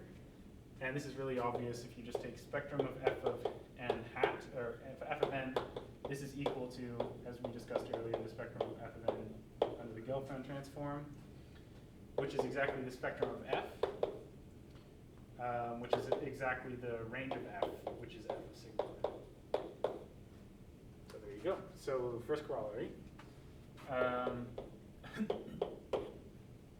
As another corollary, we're going to get that f of g of n is f compose g of n. So this is a bit less instant, but it's still pretty instant. So if we have p as a polynomial, then obviously we'll get that the polynomial from the spectral mapping theorem, or spectral mapping property. We just get this, that this is, in fact, p compose g of n, right? And that's because this is really the mapping of g. Like evaluation at n is the mapping of g under this isometric star isomorphism. And so if you apply a polynomial, you just apply the polynomial to the element here. Okay, so this proves that, or I guess this proves it in the case of a polynomial. And for a continuous function fn, or for a continuous function f, we can approximate it by pn's. And the same result will hold for all pn's, and so take the limit and it will hold for, in general, for f.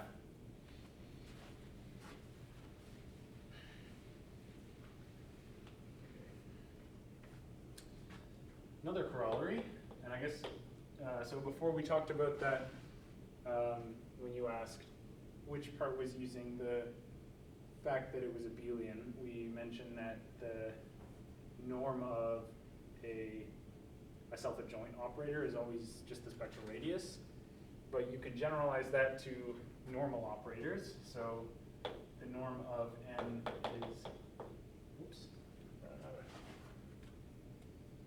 the norm of n is just the spectral radius of n for normal n. And that's because the norm of n is, so under the Gelfand transform, right? Because we can define it, it is isometric, as we said, and so this is just the norm of n hat on sigma of n, right? Which is exactly the spectral radius. Right, because this is just, the norm of n hat is just the supremum norm, and so we're just taking the supremum of elements in sigma of n, of the norm of elements in sigma of n. Right, because the image of this is sigma of n, rather. Okay, so that shows this, another corollary. We're going to get that for A equals A star.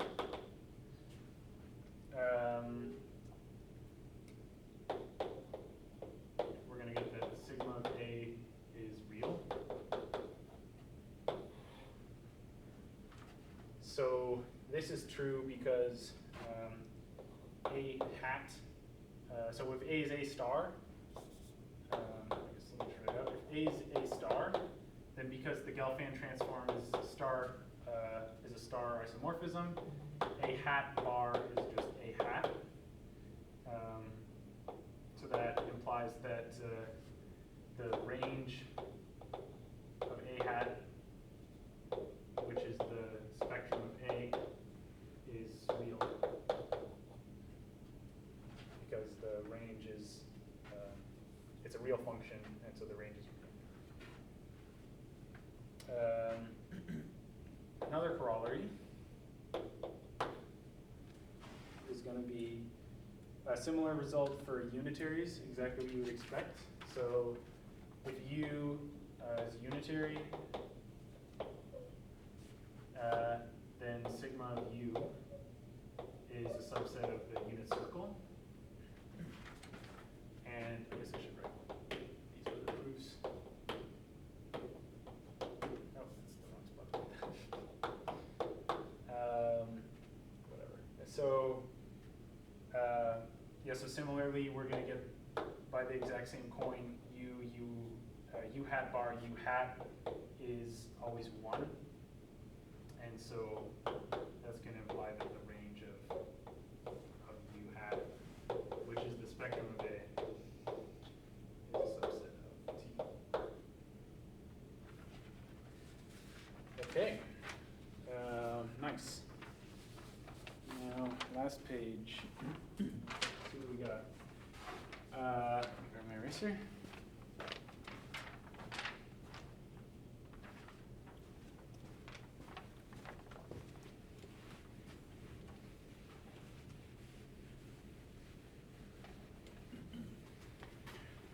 Okay. So let's finally talk about positive operators. So let's define it. Let's take our definition of positive.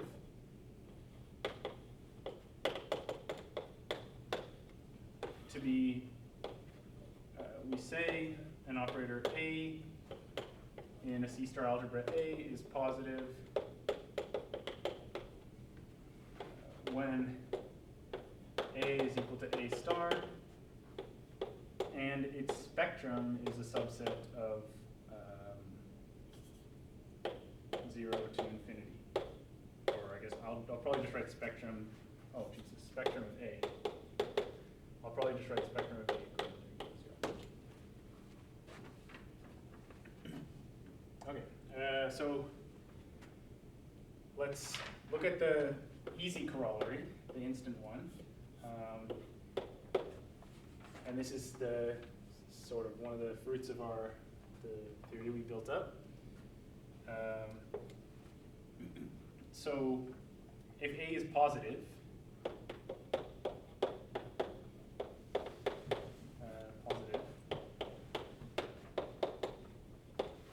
then there is a unique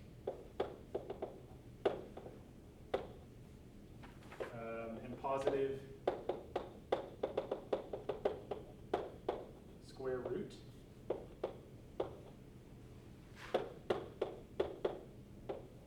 of A.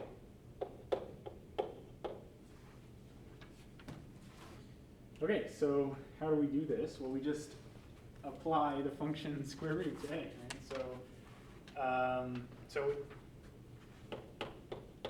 So in particular, A is normal.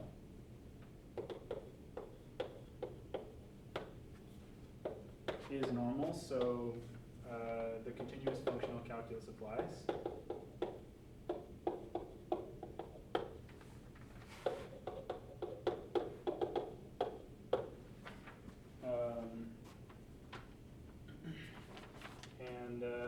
So let's call R function going from the spectrum of A, which is non-negative, into R by the square root. So x maps to square root of x, I guess. Okay. And we're just going to apply this to R, or to A. So clearly, R is positive, right? This is a positive function.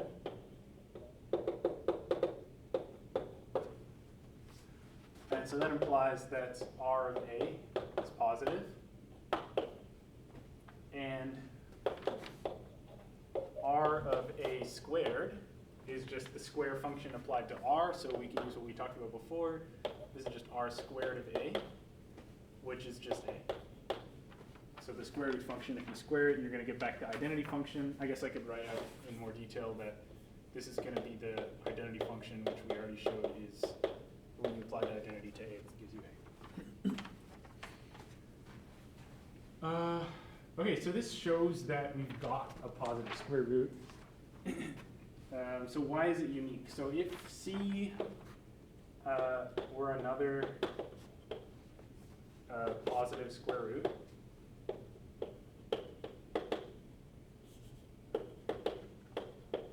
of A,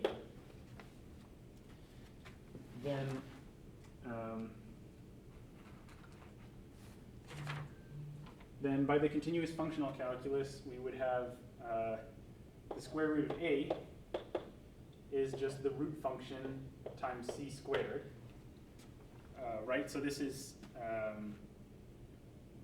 yeah, this is exactly exactly what we got there.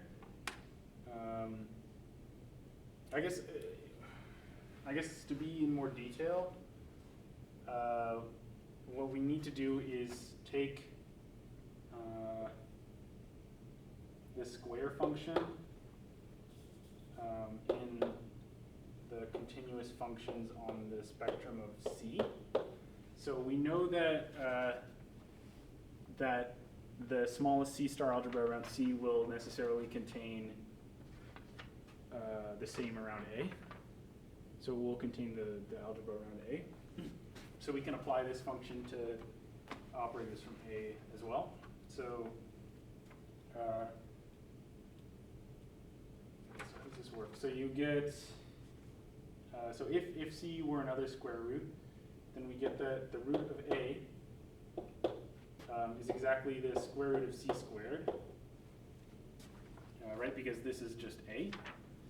So,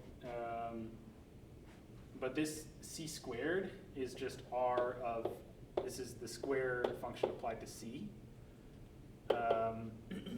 which is, again, just going to give us R composed S evaluated at C. This is just the identity function, and so this is C, and so it's unique. Yeah, okay, and so we also get this, trying to figure out if I should do this right here. I'll just do it here. So we get another corollary. So this is kind of what we were after from the beginning, because you can use this to show that if we start from a positive element of A, it's clear, well, we just found that it has a positive square root, and so we can also get that A is equal to B star B, right? Because in the case that A is positive, it will just be that A is root A star root A. So we've almost completely bridged the gap between 3 out of the 4 of the characterizations that I gave at the beginning. We just want to show that, in particular, a B star B is always positive, which turns out to be really disgusting. But I'll do it. It doesn't take that long. And there's a few results that I need first. So this is another result from the continuous functional calculus. So we can get this kind of Hahn decomposition from measure theory, but we can get this on on operators. So if you define, so if you take, I think we just need the new normal, or no, sorry. So if you take A star equal to A,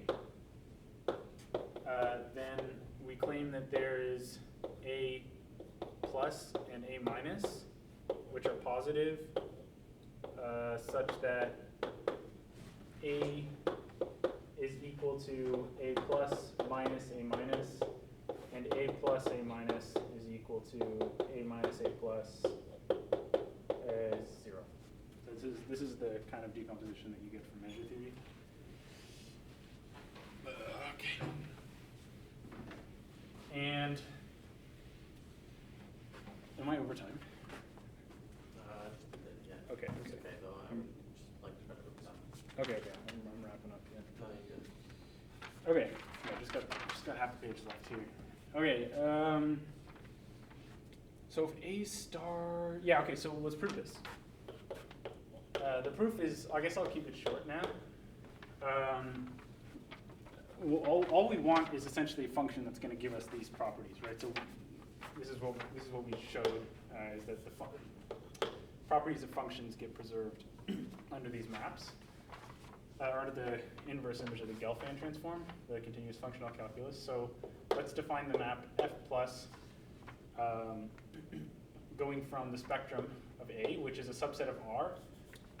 Let's just define it. Let me write it down explicitly. This goes from the spectrum of A back to R, and it's given by X maps to, I guess I can just write it like this, a half X plus absolute value of X. And so the graph of this function looks something like this. So if this is R and this is 0, then it's going to be, let me use my yellow chalk here, then this is going to be F.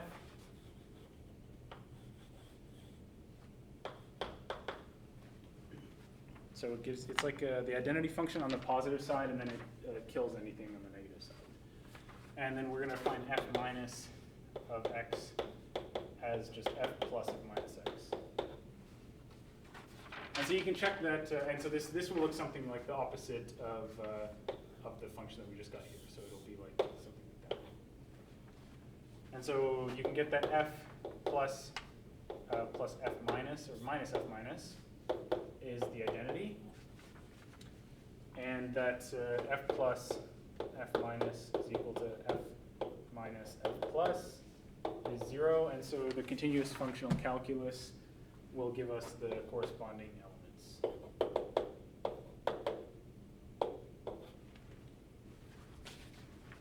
Okay.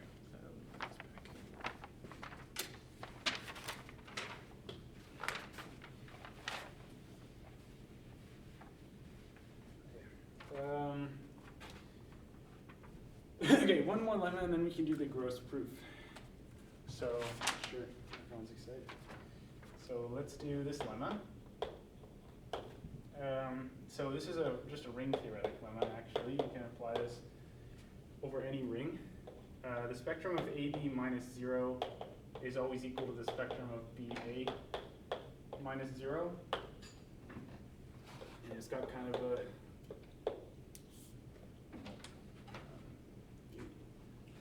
you would never see this if you didn't see it on the blackboard. So if you take lambda in the spectrum of AB complement, so that lambda I minus AB is invertible, then B times, I'm just going to write down the inverse, times AB minus lambda I, and this is invertible, so we'll do that, A minus I times BA minus lambda I. So let's expand this out. So just to skip writing out too many lines, I can move this through the A here, and we'll get an A in here, and we'll pull the A out here.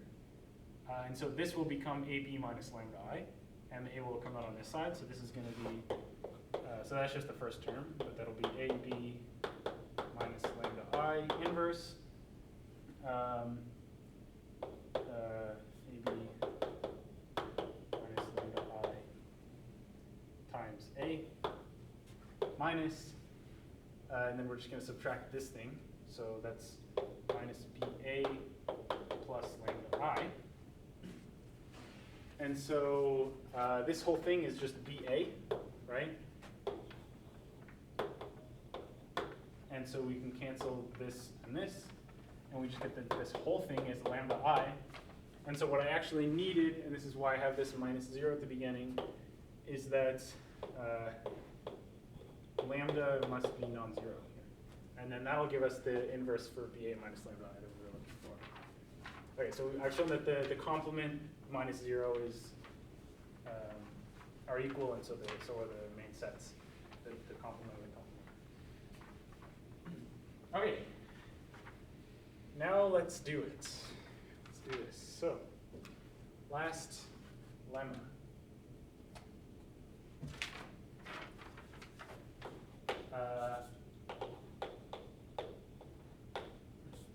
A, which is B star B, is positive. So I kind of find the fact that this is so difficult to prove kind of a testament to the fact that the Galfand-Naimark theorem really wasn't something they had all along. You know what I mean? Like, it really came in late after people were studying both bounded operators and C-star algebras. So it's kind of interesting, at least, even though it's a little gruesome, this proof, it's kind of interesting to see that it's not, sometimes that theorem really is a useful theorem. Because it would be it would simplify this a lot, right, if we had that right now. Okay, okay, but I'm going to do it without it just for the sake of culture.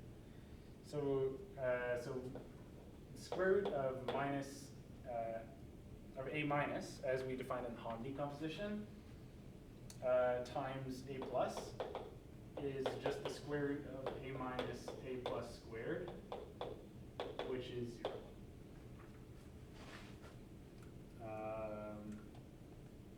0. And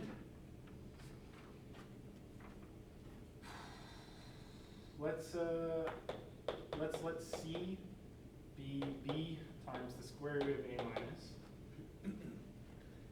So this will give us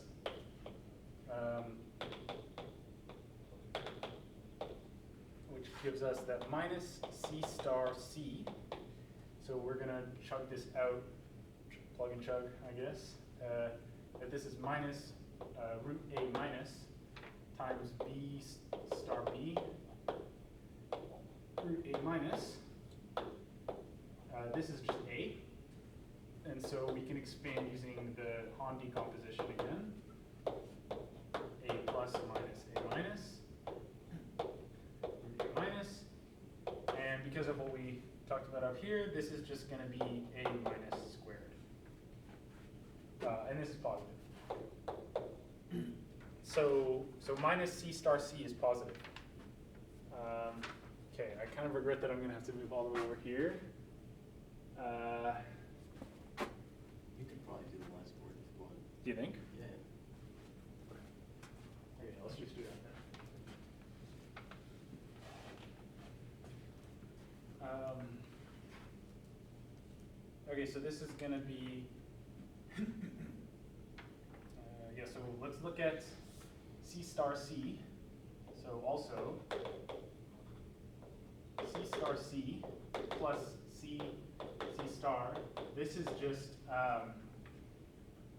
right, this is just going to be 2 times the real part of C squared plus the imaginary part of C squared, right? And this is because, I mean, the same fact holds for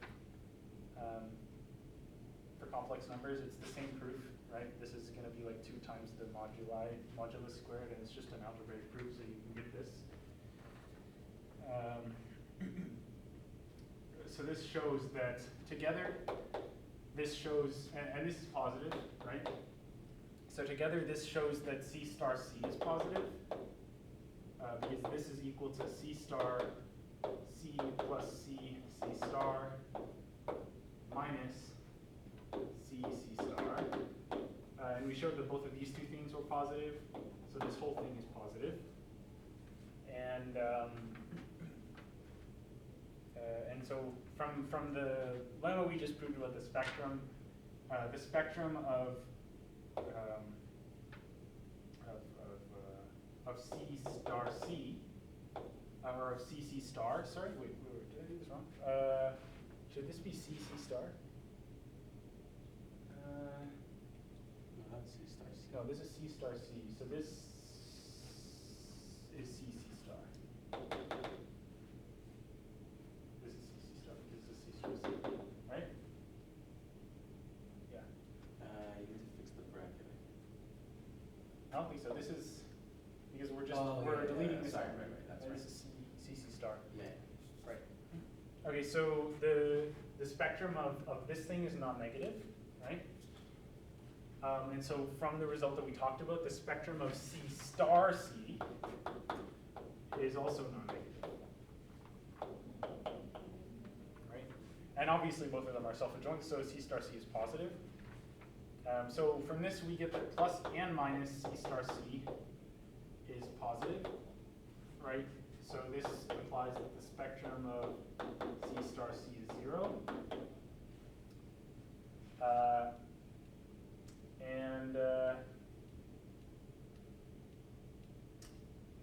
so the norm of A minus squared is just from the C star identity, the norm of A minus squared,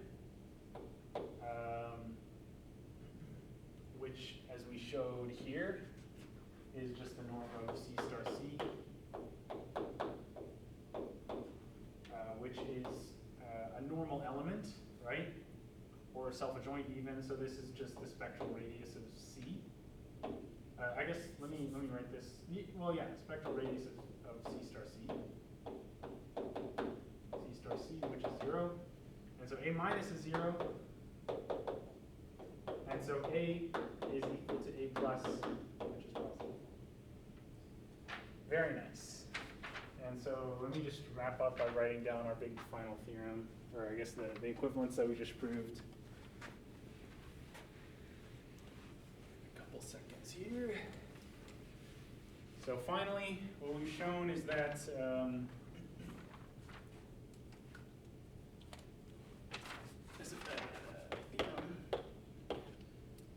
so the following are equivalents. A star is A, so A is self-adjoint, and sigma of A is positive. 2, that there is or I guess A is B star B. And 3 is that A, right, sorry, I guess I did right away. There, like I did before, there exists a unique positive square root A. Okay, so that's kind of what we set out to do from the beginning. There is one thing that I kind of want to add on here, but I don't know how to do it. So I guess question is,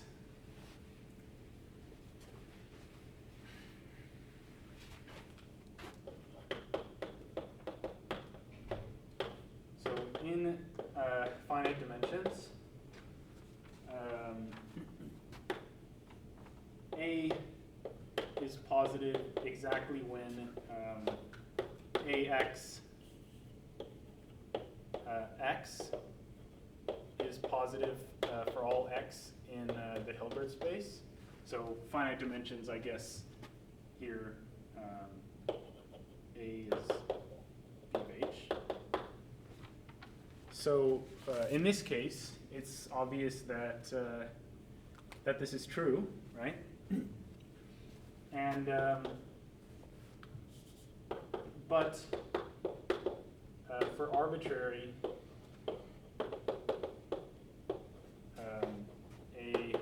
as b of h, it's not necessarily clear. So it's obvious that a positive implies that a x is just root ax, right? Is always positive. So it's really easy to get this direction, but I guess the question is, and I'm very certain this is true, but I have no idea how to prove it. So how do you show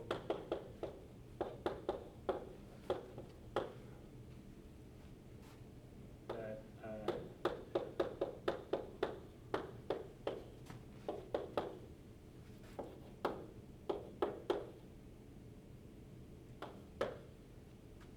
so here's my question, I guess. Not sure how to do that. But I think that's pretty much everything that I wanted to talk about. I guess at the beginning I did talk about there's like a bunch of different functional calculuses, and so it's true that this functional calculus will restrict to any of the lower tier ones, I guess. So it'll restrict to be the polynomial one if you want to apply a polynomial. And it'll restrict to be the holomorphic functional calculus if you apply a holomorphic function. Yeah, but then any of the functions that aren't, obviously, you can't compare. But yeah, that's it.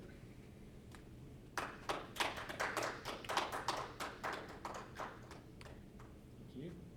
Any questions?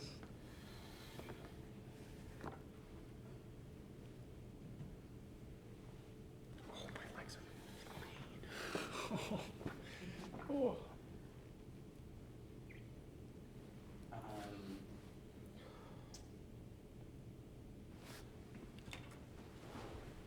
You should give us the talk on non-commutative geometry. Oh God. That would be cool. Oh yeah. Yeah, because apparently the Gelfand transform generalizes to the non-commutative stuff, and then the whole idea of non-commutative geometry is that there's topological spaces for which these C-star algebras are continuous functions on those spaces. Okay. But they're not commutative. They call them like spec. Okay. Anyway. Apparently you can do it though. So. Interesting. Yeah. Well, do you know any like good sources to look at for that? Yeah. I'll get some to you if you want. Sure. Yeah, that'd be cool. Yeah. Yeah, no, I had a lot of fun. A lot of similar stuff. Huh? It's like a lot of similar things. Really? Okay. Yeah. Mhm. That's good to know. Mhm. That's cool. No, that would be really interesting to learn about. Mhm. Interesting. No, I haven't even dipped my toe into learning about that stuff. So I was completely unaware. Oh, yeah, definitely send it to me though. This also seems to be like maybe, I don't know, if like having states is like something that could be useful. Having, yeah, like a state space, A state, just a state. just a state, Yeah. like and do what with it? Like, I don't know, maybe like a genus representation or something. Okay. So, yeah, true. So Um, basically get to the end, and then do it. Yeah, like to me, all this stuff is like, I'm lost if I don't have a state. Yeah, Like, that's true. unless you don't give me a state, it's like, No, I get it. Yeah, it's really weird doing it in